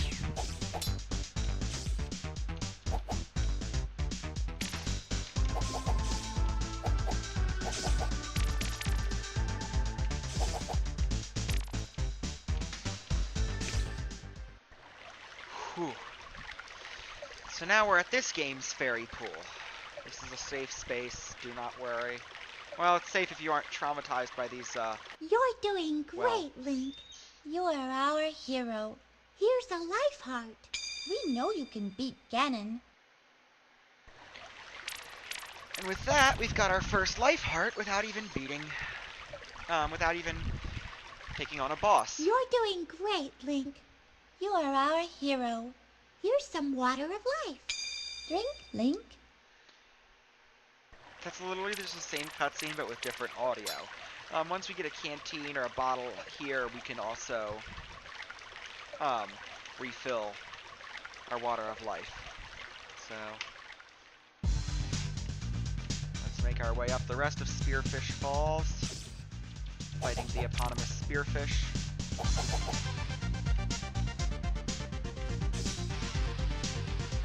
I'm telling you, this game has a banger soundtrack. It does not deserve a soundtrack this good. Got this fiery-looking cave. Oh, it's Gleeok! And that lady said something about getting her necklace back from Gleeok. I'll just keep spamming the stab button. And there's our necklace. There's her necklace. So we'll have to go back to Toiku Lighthouse after that.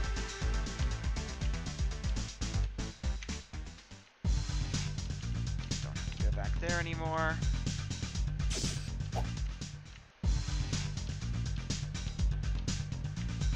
Locked. We gotta jump to the other side.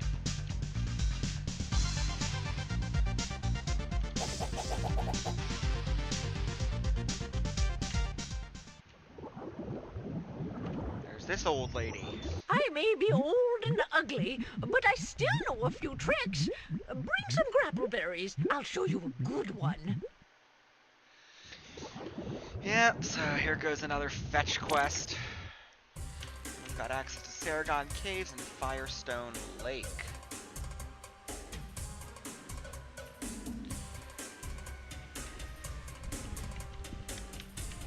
So let's go back to Toiku Lighthouse.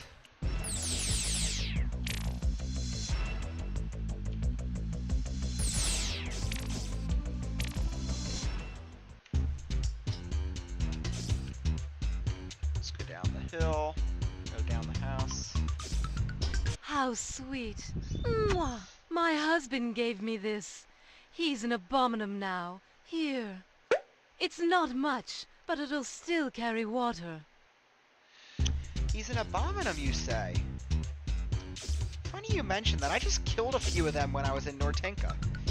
Anyways, I'm gonna purposefully die here so that it boots me back to the world map, because there's really no Triforce maps that aren't a walk away.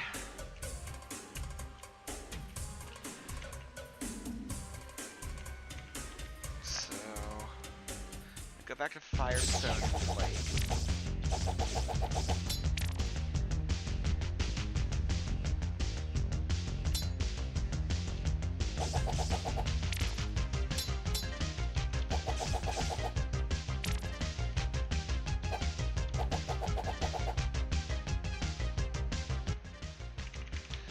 Equip the snowballs, because that's going to be the only thing that will take these fire divers out.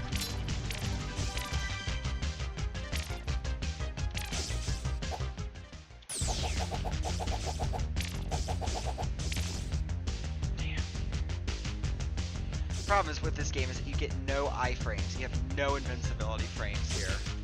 So you will take hit after hit after hit after hit. In fact, well, the problem is I need to get more firestones.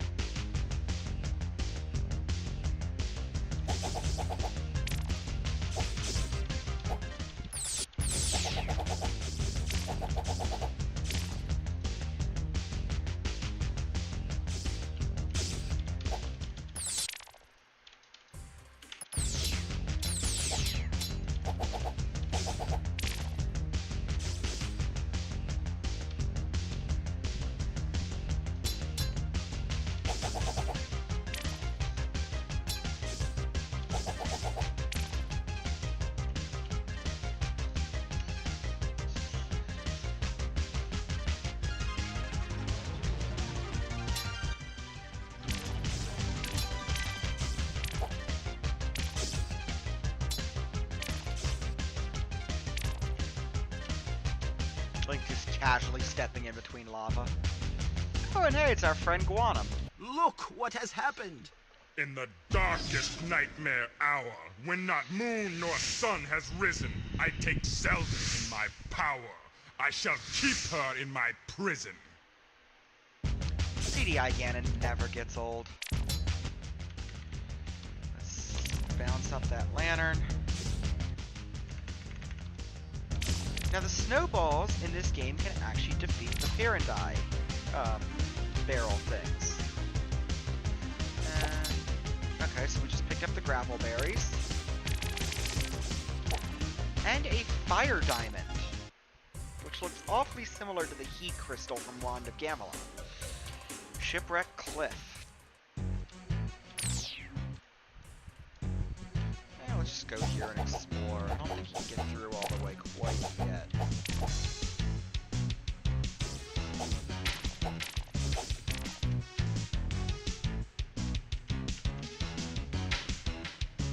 This is like the Silver Age version.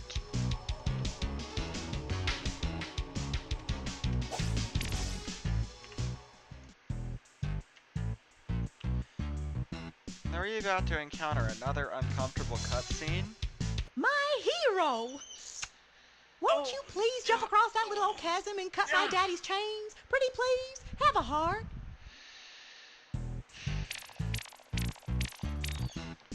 Oh! And she literally gives us another heart. Nice little pun there. Yeah, so we're not even like 15 minutes into this game, 30 minutes into this game, and I've already got 5 hearts. And if you recall, this game... If you recall, these games have a maximum... Oh no. Oh no. Yeah, so this is what I thought. So you need the item that lets you jump all the way through. So there's like an invisible barrier there. So you actually have to get that item that lets you jump over the chasm. So now I gotta return to the world map. But anyways, we now have 5 hearts. Don't have to do Firestone Lake anymore, but we do have to do Saragon Caves. Get our Firestones, just strategically.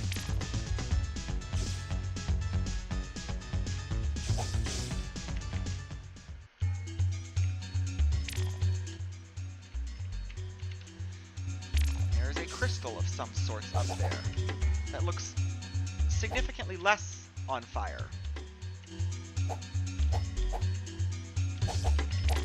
Ice crystal.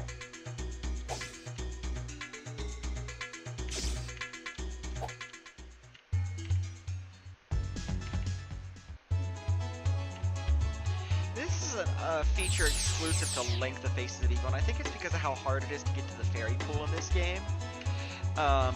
You will occasionally find these canteens. Now if you look, oh, our canteen's full in this one. But if you strike the canteen, it will heal you fully and then give you Water of Life. But they only ever appear in Link and not Zelda, so... Let's grab another bomb.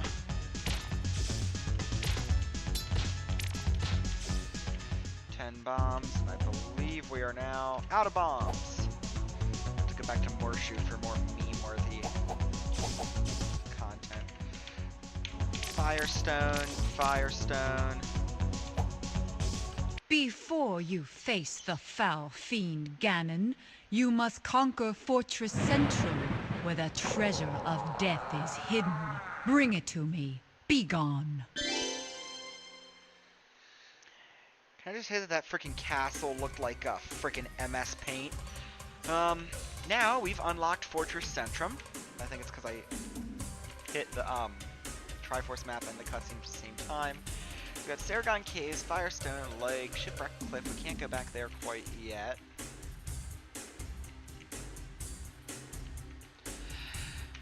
Nortinka. Let's head back to Spearfish Falls, and the reason we want to do that is to give the grapple berries to the old lady.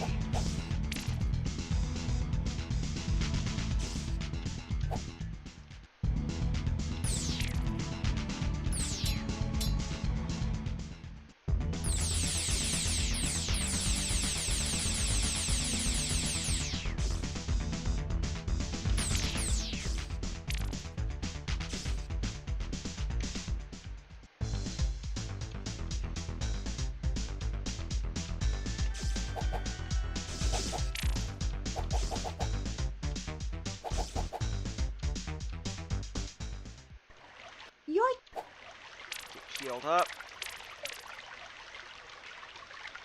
Jump to the top up here. Get the cool music going again.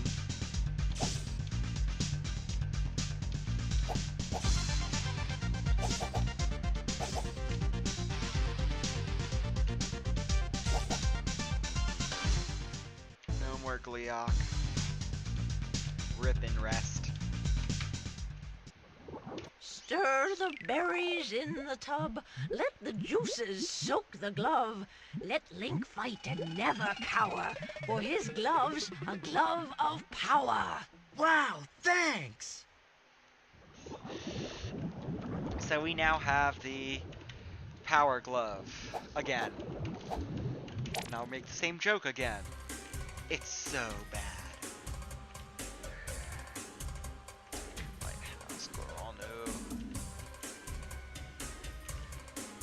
So let us make our way back to Goronu. Let's see what we've got. 166 rubies. I think we can spare a few.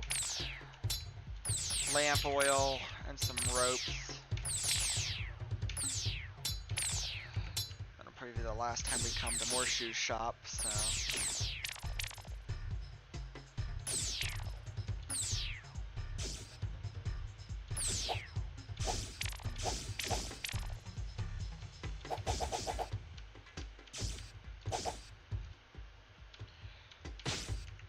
Enter Goronu.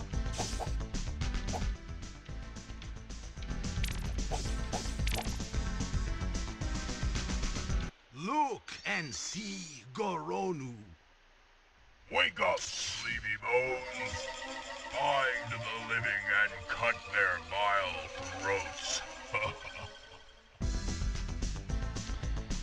Yeah, so he is going to be our next enemy. Looks like we're in a tomb of some sort. All the drawers like in a morgue.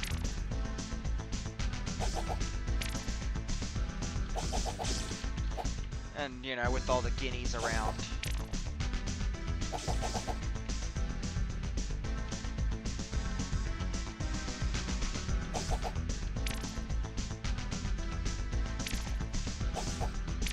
So this is like a little beginner's trap area. And the rocks don't kill you. You have to jump down to get to that door. You cannot, unless you either have to have ropes if you go from the bottom, or you have to let the spikes kill you if you go from the bottom. Otherwise you have to jump through the top. I may be hideous, but after a year of being frozen, you will beg to join me. Jesus. And now here we have the sleepy bones, or lazy bones, or Stalfos. And Goronu is somewhere up here at the top. Now Goronu is one of the bosses that actually takes a few different hits. You actually have to hit him a few times with the fire stones because he's undead, and undead are weak to fire. You can't kill me. No. No. No. Yeah, an actual boss that put up a little bit of a fight. We also get the bell. The bell is basically the equivalent of the flute. The bell will stop Arbogos and flying enemies for like 5 seconds. It's pretty worthless in this game. And now we have access to Harlequin Bazaar. Before we do that, I actually want to refresh on my Firestone stock. Because another thing that this game is odd with is they reuse each boss twice. I don't know why, but like this game in particular reuses bosses, and there's no explanation. It's like, are there 2 of each boss, but it's just more logical or weirdness. Anyways, let's move on to Fortress Centrum.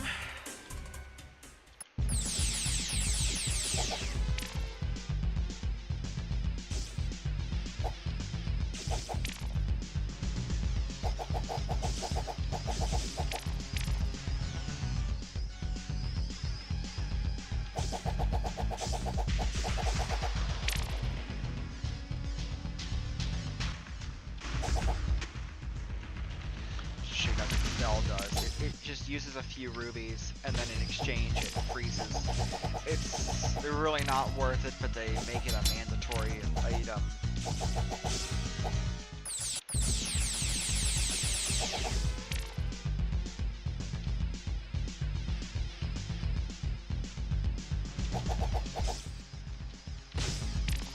Just use the power glove now instead of spamming the stab button.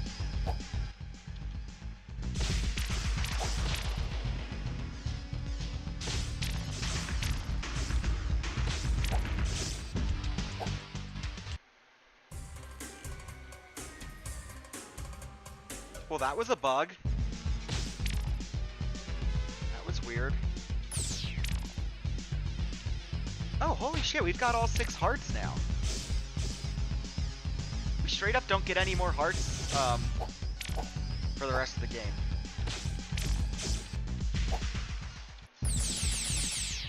So you get...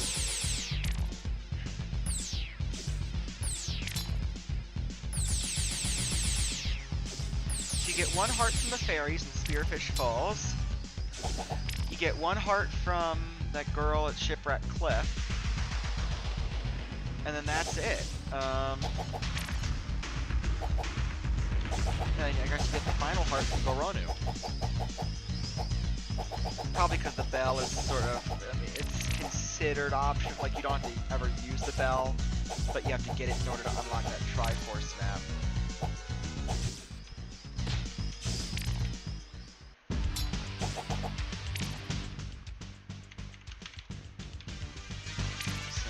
Inside Fortress Centrum.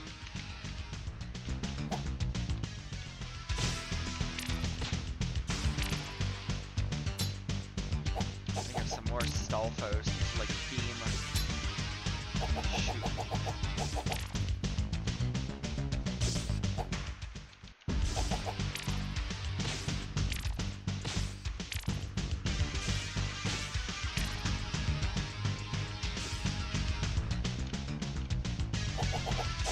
Anyways, this is sort of like Shutoy Lake, Red Tower, or Taikoki Tower, sort of a mixture of the two.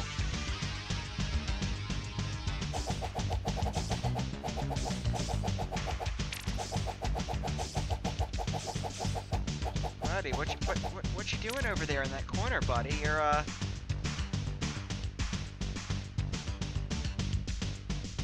what's our little friend over there doing on the right side the screen, just like he's having a fun time.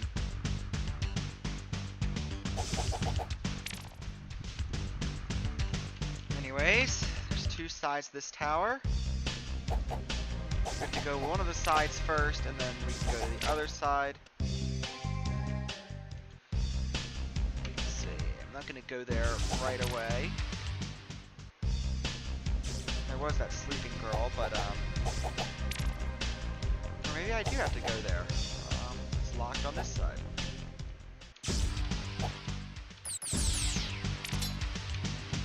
Well, let's see what was over here.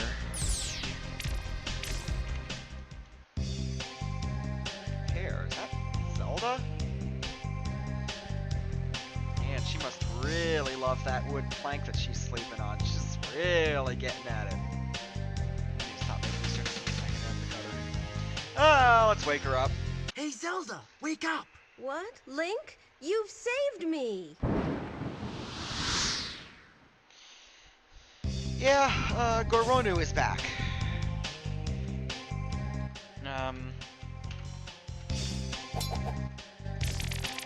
You can't kill me. No! No! No! Yeah, just kill him, let him shrivel up. Grab the Crystal of Reflection. I think there is something in the other tower, and I must have just missed the enemy I need to kill.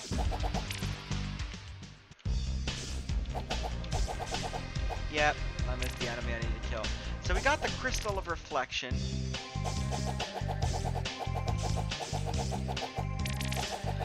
And we killed Goronu again.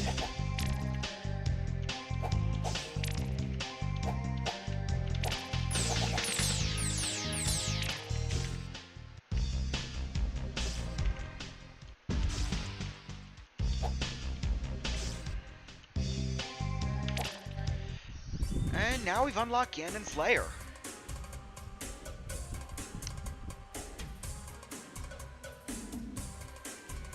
Yeah, we can't go there quite yet.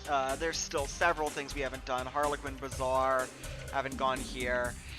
Ganon's lair, it's really weird that it unlocks about halfway through the game because just like Resong Palace, you've got the invisible enemy gimmick. And you can't really do anything there. Anyways, back to Saragon Caves. Oh yeah, these are the ones you can't.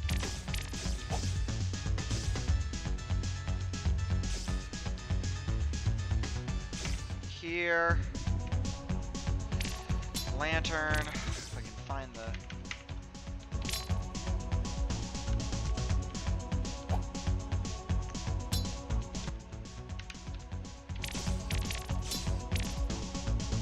This shield both sword and spear deflects, but cannot stop the vilest curse. This crystal makes the shield reflect, cursing the cursor with twice the curse. Whatever that means. Anyways, let us move on to Harlequin Bazaar. See how Harlequin captures Coridians? You lose. Do you know what it means when you lose your last ruby? Now you work for me! Take him away! See?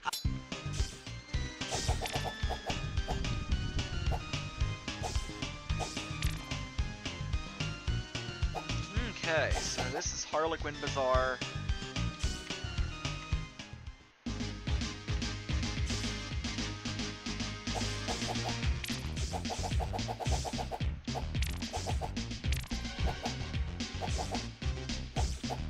Sort of a marketplace casino thing. In fact, I think in the original script or the design, when they were coming up with the character or the artwork, they called this place Klawan Casino. Dude is literally a capitalist. I mean, you aren't wrong. And we got this freaky ass looking thing. Yeah, it's got to tell you, climb down the beads.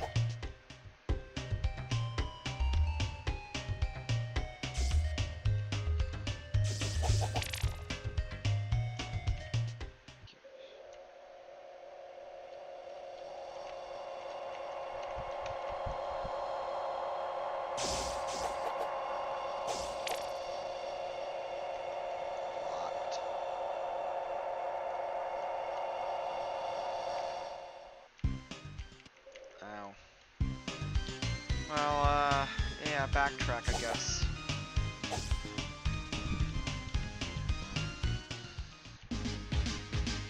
Gotta make himself through this room again.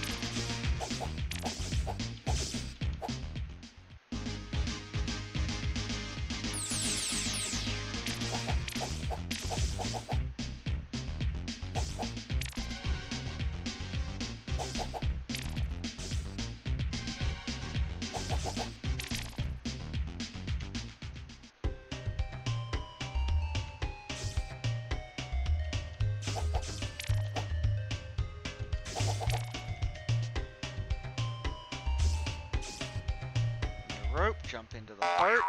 I'd say your chances are 1,000,000 to none. But let's have fun, anyway! You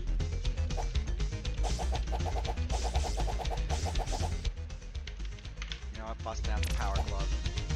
It's so bad.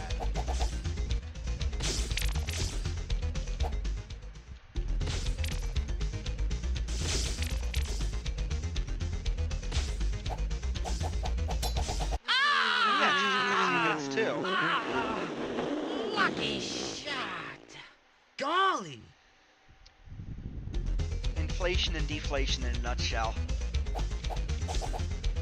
And then we get this key here, which we can then use to jump up these conveyor belts that don't actually push you anywhere, to get to the Astronomer's Tower. Now, if we make a simple vacuum and spin the ice just so, there! Once again, we get another traumatizing cutscene, but what that guy basically did is he turned our lantern into a he turned our lantern into a fairy lantern, or a magic lantern. So instead of using lamp oil, it now uses bombs, rendering lamp oil obsolete. Strike the Triforce map, and we now have access to Militron. So let's go there now. Look how Militron makes his warriors. Worthless Caridian, you must be hardened with fire! Go and kill!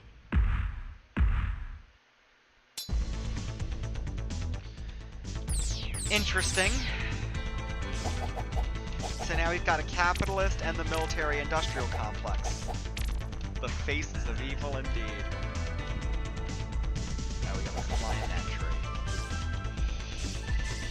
I've also noticed this game seems to be far more vertical than Wand of Gamelon is. It's like they made one game more vertically oriented and the other game more horizontally oriented. Not saying it, you know, it's either game is strictly one or the other, but it definitely seems like this is like the...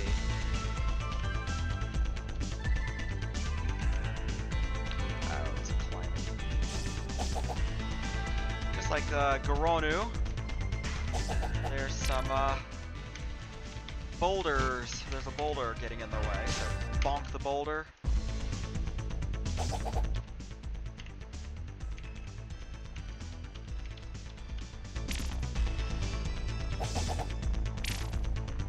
Grab the rubies.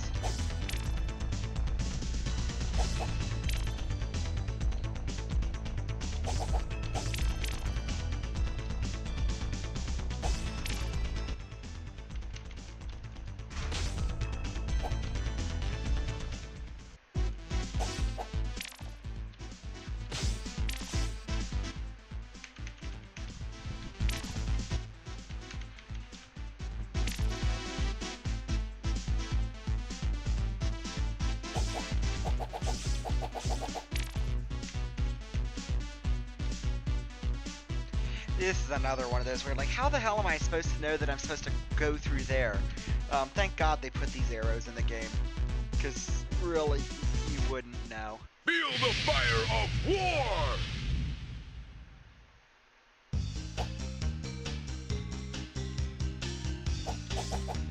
So there's Militron, who looks awfully different to what he looks like in the cutscenes. But let's climb this rope real quick. I want to knock off the Iron Knuckle up there. He's basically just the boss Iron Knuckle from Wand of Gamelon. But instead he can be defeated. He can't be defeated with the power of a bunch of times with the sword. Oh my goodness, this is awful! And he turns out to be an old guy in his underwear.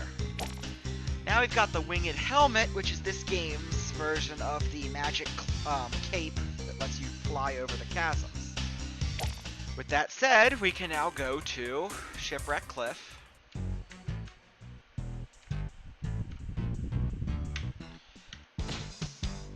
Equip the Winged Helmet.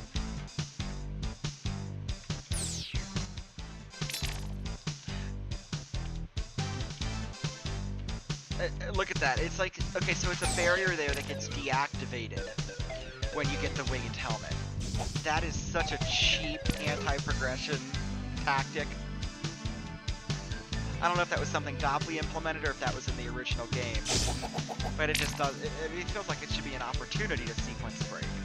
Anyways, let's talk to this old guy. Please, Link, jump and cut these chains. The Arpagus are driving me crazy. Yes, this is our Mayor Cavendish stand-in. Jump. Thanks. Say, cut. You have a fire diamond, don't you? Sure. Then let me fix your sword. Let's see how it works. Wow. So there's our blacksmith / Mayor Cavendish. And now we have access to Lupe, Ganon's Lair, and Glutko. First thing we're going to do is go to Glutko. And then as per usual, you got the fire sword, or whatever they call it. So go down this smaller lighthouse. across the rope bridge that's damaged. Got another barrier. Power glove it. We're at 328 rupees now. Damn. Jump past the Dodongo, climb up the ladder. Locked. So I'm guessing one of these enemies has a key. And it looks like the Dodongos in this game need to be bombed or power gloved. Or have to be bombed. So the enemies aren't even consistent across my power glove. So the enemies aren't even consistent across the game. That's just like, really? Consistency is non-existent across even the two games. Oh god. Oh god. We've got a fat-looking German guy with what appears to be lederhosen, a drumstick in one hand, and a frothy can of beer in the other. Let's see if he has anything worth saying. Where are you heading, partner? I'm going to fight Glutko. Don't fight him, feed him! Something spicy. Know what I mean? Man, those wonderful noises. And he heals us. Oh dear God. And then I just realized that we do have to go back to Morshu's shop. So let me see if I can find a quick out here real quick. Ah, bit of lava. Oh, perfect. But oh my God, those noises. Jesus.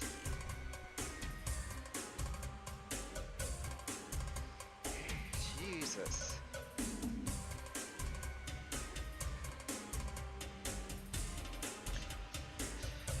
Anyways, back to Goronu.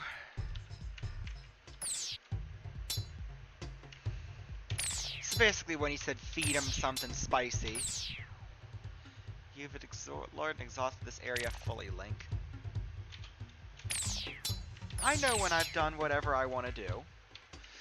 And since we don't need lamp oil anymore, let's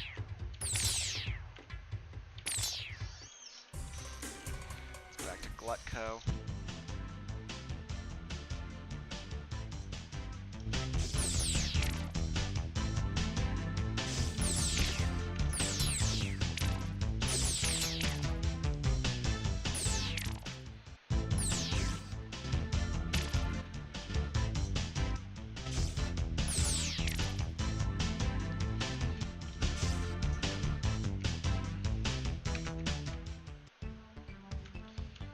Talk to the fat guy. Where are you heading? Heal us again. I thought he would. Maybe I have to Where talk are to you him. heading, partner? I'm going to fight Glutko. Don't fight him, feed him. Something spicy. Know what I mean?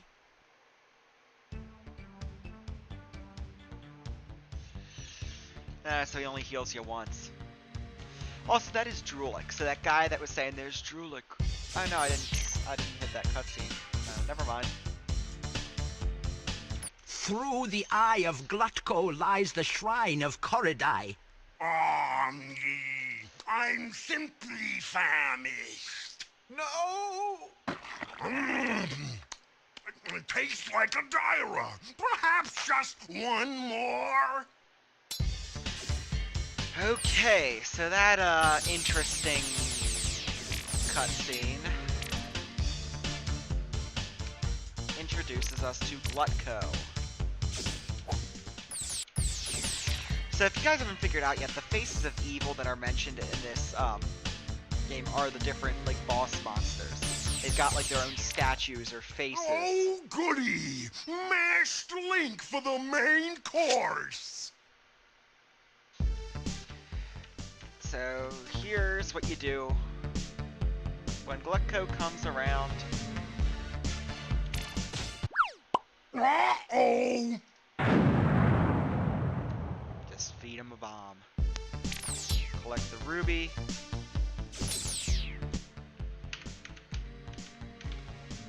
Power glove it. And go through the eye of Glutko.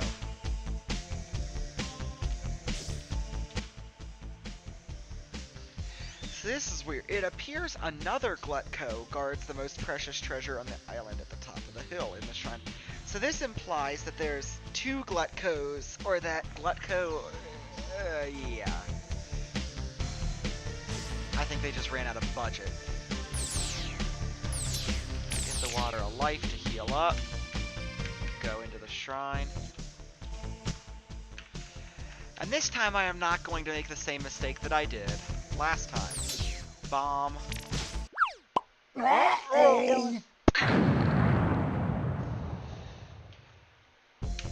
the Book of Korodai. Go back. So remember, we need to have Ipo the reader read the sacred verse.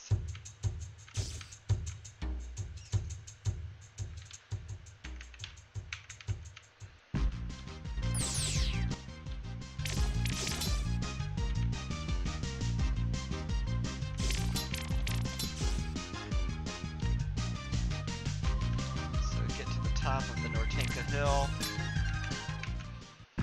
Let's see what Ipo has to say. Listen, such is the power of the Prince of Darkness that he can kill with a single look. Attacks against Ganon will prove fruitless unless Link attacks with the sacred book. You've explored and exhausted this area fully. Listen.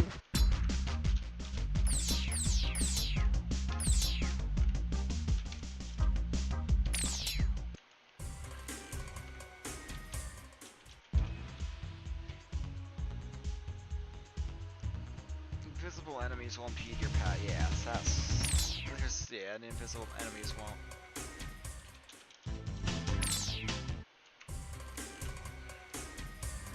Fortress Centrum. Nope. Lupe.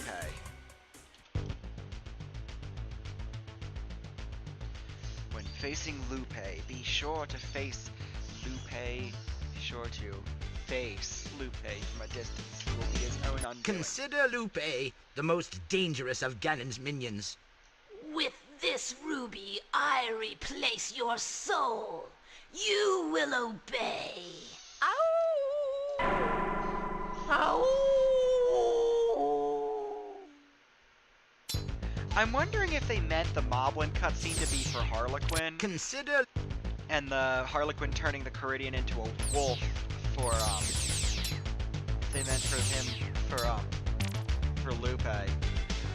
Because it would make more sense that way, especially with the Awu.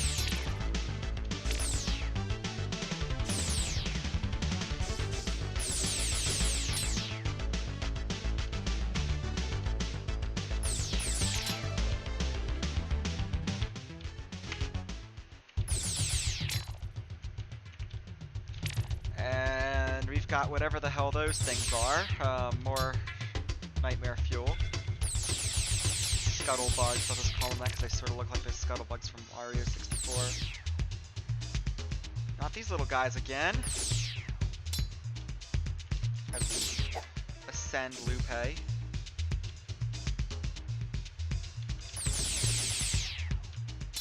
Grab the key.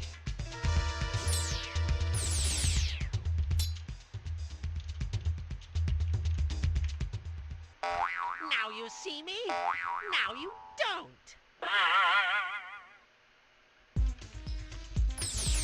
Great, we gotta face Harlequin again.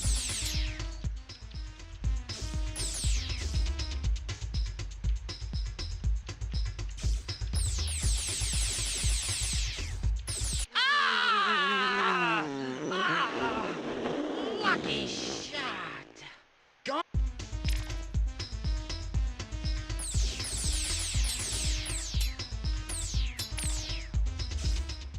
I spy with my eyes someone who must die.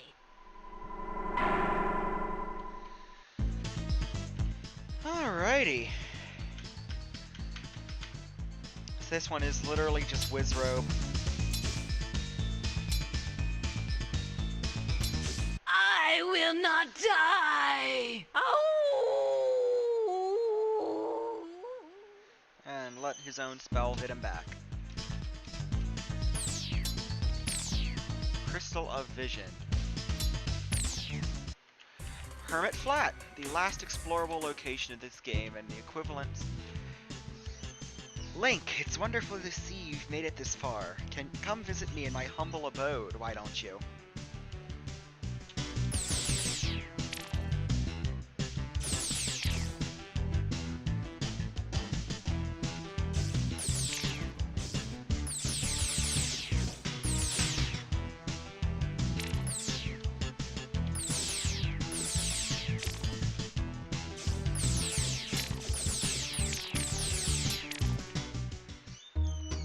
We are at Quantum's house.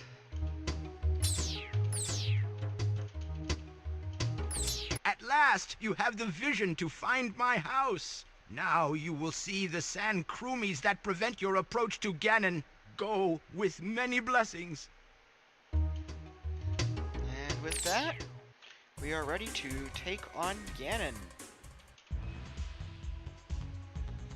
Squadala. We are off.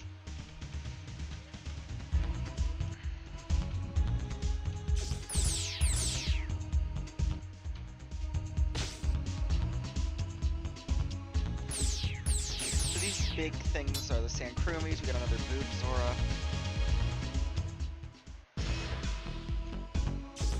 No. Little like scorpion buggy things. Climb up here. No, you must die. And Militron is back.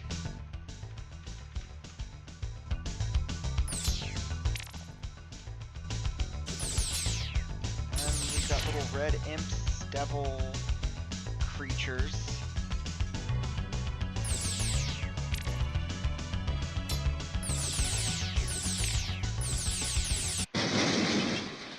Oh my goodness, this is awful! Now that we've gotten rid of Militron again, we can destroy the tapeworms. Getting close.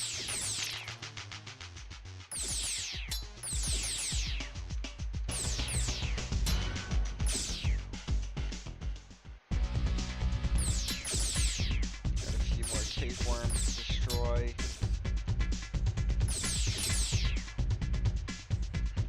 I think this is one of those other areas where we actually need a rope.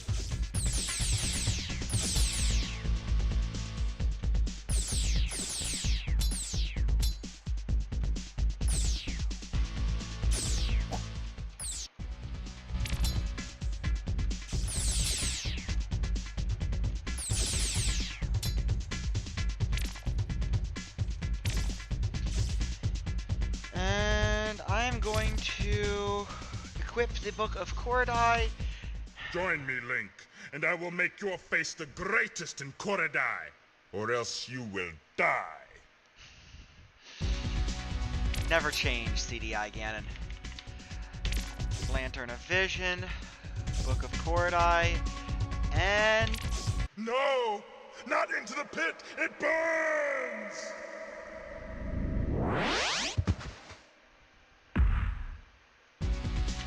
Just like that, we have defeated Ganon once again. From there we go up, in, and it's another one of those little things where you gotta jump and hit. Why'd you do that? I just saved you from Ganon. You did not. Well done, Link. Ganon is once again imprisoned. Come. Look, already Korodai is returning to harmony. The birds are singing. Isn't it beautiful? Golly, as it is written, you, Link, are the hero of Korodai. I guess that's worth a kiss, huh? Ha! I won! Yes, you did, Link. Yes, you did.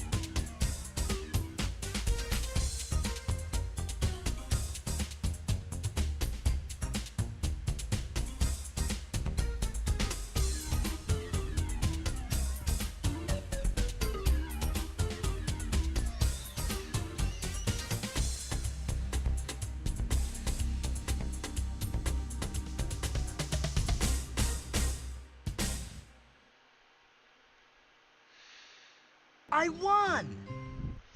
Yeah, once again, you unlock hero mode, and if you beat hero mode, you can play as the king. I'm really not gonna bother with that. Anyways, that was the Zelda CDI, 2 of the Zelda CDI games remastered.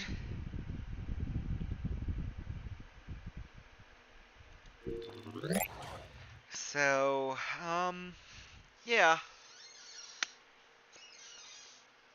That, that was an experience, let's just say that. You know, like, haha, funny save fail there for a second, but you know what, I'm gonna own it, I'm gonna keep it in there. But all I can really say is, like, yeah. I mean, kudos to Dopley, like, seriously, kudos to Dopley for for making the games playable. Like, for making them playable and, you know, for free. And I wish him the absolute best of luck with RZ. I know I will be purchasing it when I actually get some money because, you know, broke college student shit, but you know, I will be either pre-ordering or buying RZ the moment that I can. And then I will probably buy the physical copy as well. So you know, absolutely Dopley has come a long way, and I'm glad to say that I've acquainted myself with him. We both help out on the CDI. I run the CDI Discord, and he actually helps out with the CDI Discord.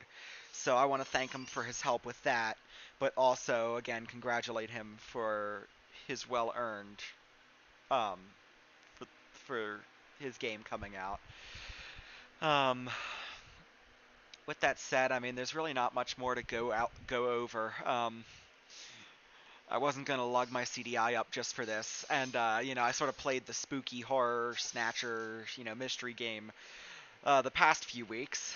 I just won't be able to play this Halloween this upcoming week because I'm going to be making my way back to back home, packing my car full of vintage computers, driving up to New Jersey to attend the VCF swap meet.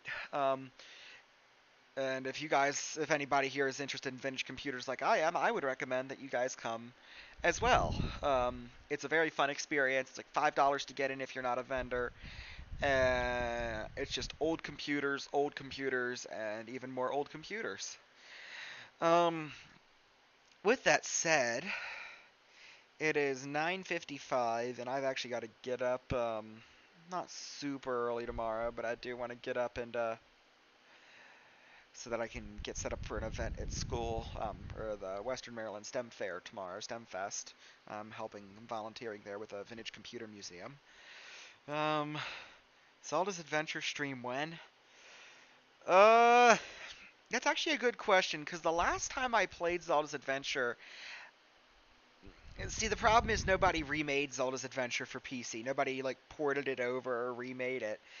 I don't even know if anybody's bothered extracting sprites. Let me go to Spriter's resource.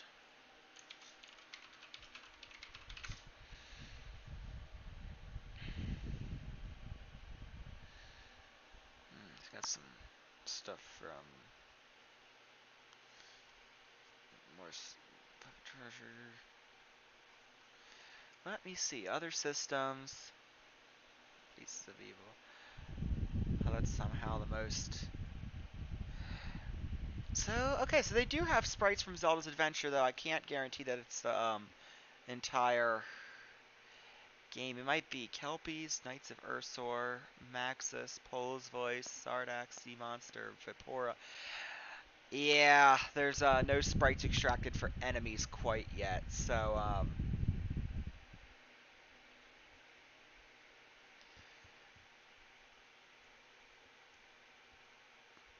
yeah, somebody yeah, it's taking a while. The big problem is nobody's bothered porting Zelda's Adventure over to PC, because keep in mind, Dopley basically took the sprites from the CDI game and he ported them over in Game Maker.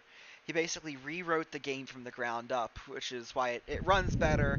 And there, it's really, it isn't the same game underneath. It's complete, it plays the same, but the code base is absolutely different. And there's the fact it wasn't even an official port. It was sort of a four-person effort there. Dopley doing all the programming, and then having a few people to test it and subtitle.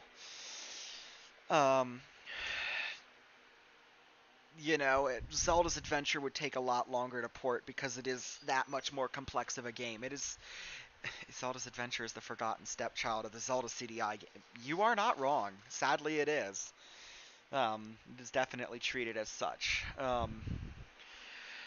But, the big thing is the sprites haven't been fully extracted, and the problem with that is, and I do want to do a Zelda's Adventure stream, is that it's, I either have to bring my CDI up from home, and find a USB capture card that works with Windows 11, because, I bought a cheapy one off Amazon, one of those easy cap cards, and, it just could not find the drivers, could not be recognized. It was a real shithole situation. I ended up returning the card. But then there's also setting it up through, I think, CDI emulator, but that's its own can of worms involving. It's still in early development. It's still in beta. It's gone a lot, it's been a lot of progress on it, but yeah, it's pretty impressive what they've done with these two. Pretty much full sprite extractions. The movies, the cutscenes in the game, you'll notice just play over the game backgrounds. With the exception of the opening and outros, they actually play over top of, like, the world map and the different levels. They're just still images. They're just like sprites almost. It's not. I guess the best way to describe it is it's not like full-blown like MPEG-1, because the CDI had an MPEG-1 decoder cartridge you could buy. It was like another $200 to $300 on top of the $700 for the player itself, which added an extra megabyte of RAM, and then it came with a special like application-specific integrated circuit, or like an FPGA chip, that would actually decode full motion MPEG layer 1 full motion video. And that was required for video CDs as well as CDI games and titles that use digital video. But yeah, back to Zelda's Adventure, and the reason it's going to be a bitch and a half to get set up. I either have to use CDI emulator, which has its own share of problems just because it's still in beta, or I have to use the CDI core from MAME or MES, from the MAME MES emulator project. In the past, I have gotten it to work. However, it is cumbersome at best. You basically have to load the MAME core. There's like, I haven't found a front end that I really like. And you've got to load the MAME core, and then you've got to load, or the MAME CDI core, and then you have to load, it only plays CDI games that don't have a digital video cartridge, and Zelda's Adventure isn't one of, is one of the games that doesn't need a DVC, a digital video cartridge. It's one of the many titles that doesn't need one. But even then, they still haven't gotten aspects of, like I said, the CDI players use a whole bunch of custom chips, like the CDI Slave, the SCC 68070. There's just a whole host of custom chips and circuits that make the CDI player work. And, CDI emulator, the only one that's still really in active development, the guy's writing this stuff in x80, like he's analyzing all these chips, and I think it says on his website he's coding this out of x86 assembly, like direct machine code. Which is absolutely insane. But, the big thing is it's really hard to emulate CDI. And Zelda's Adventure is, like I said, in the past, I believe it's crashed, shortly after getting it started up on an emulator. Could have also been a bad run of the dump of the disk, but, I would love to stream it, but I would have to go through tons of testing, tons of setup. It's one of those things where it would take a while to get it, just to get that started. But it is something I am planning on doing down the line. But it's just not something I will be doing today.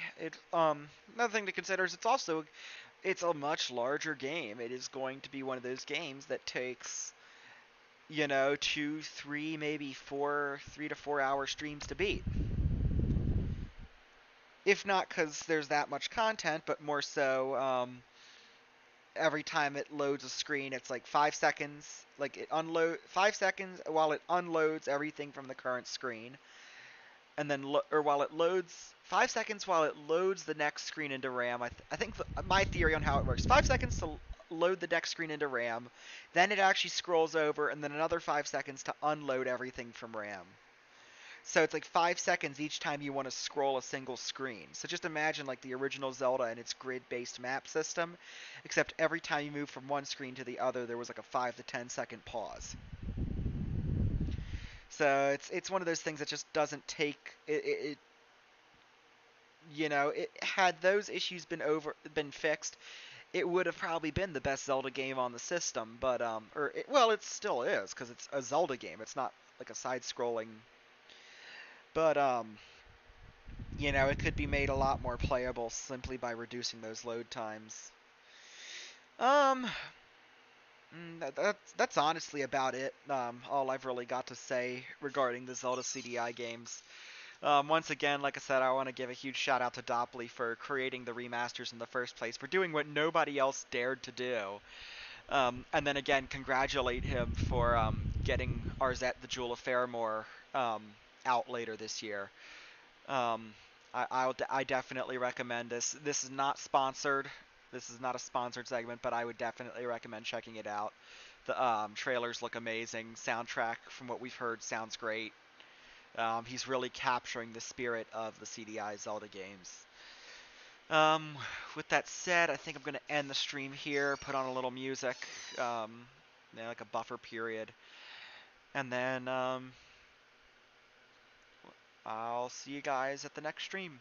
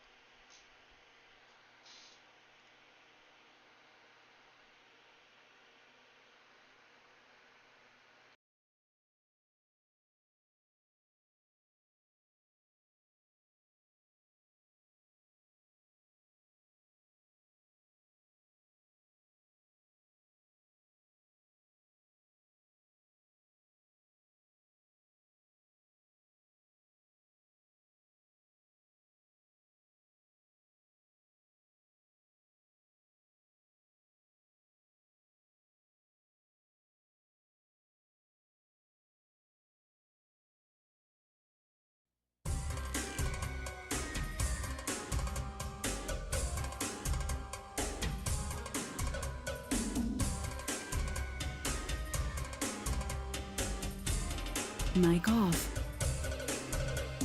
Powering off.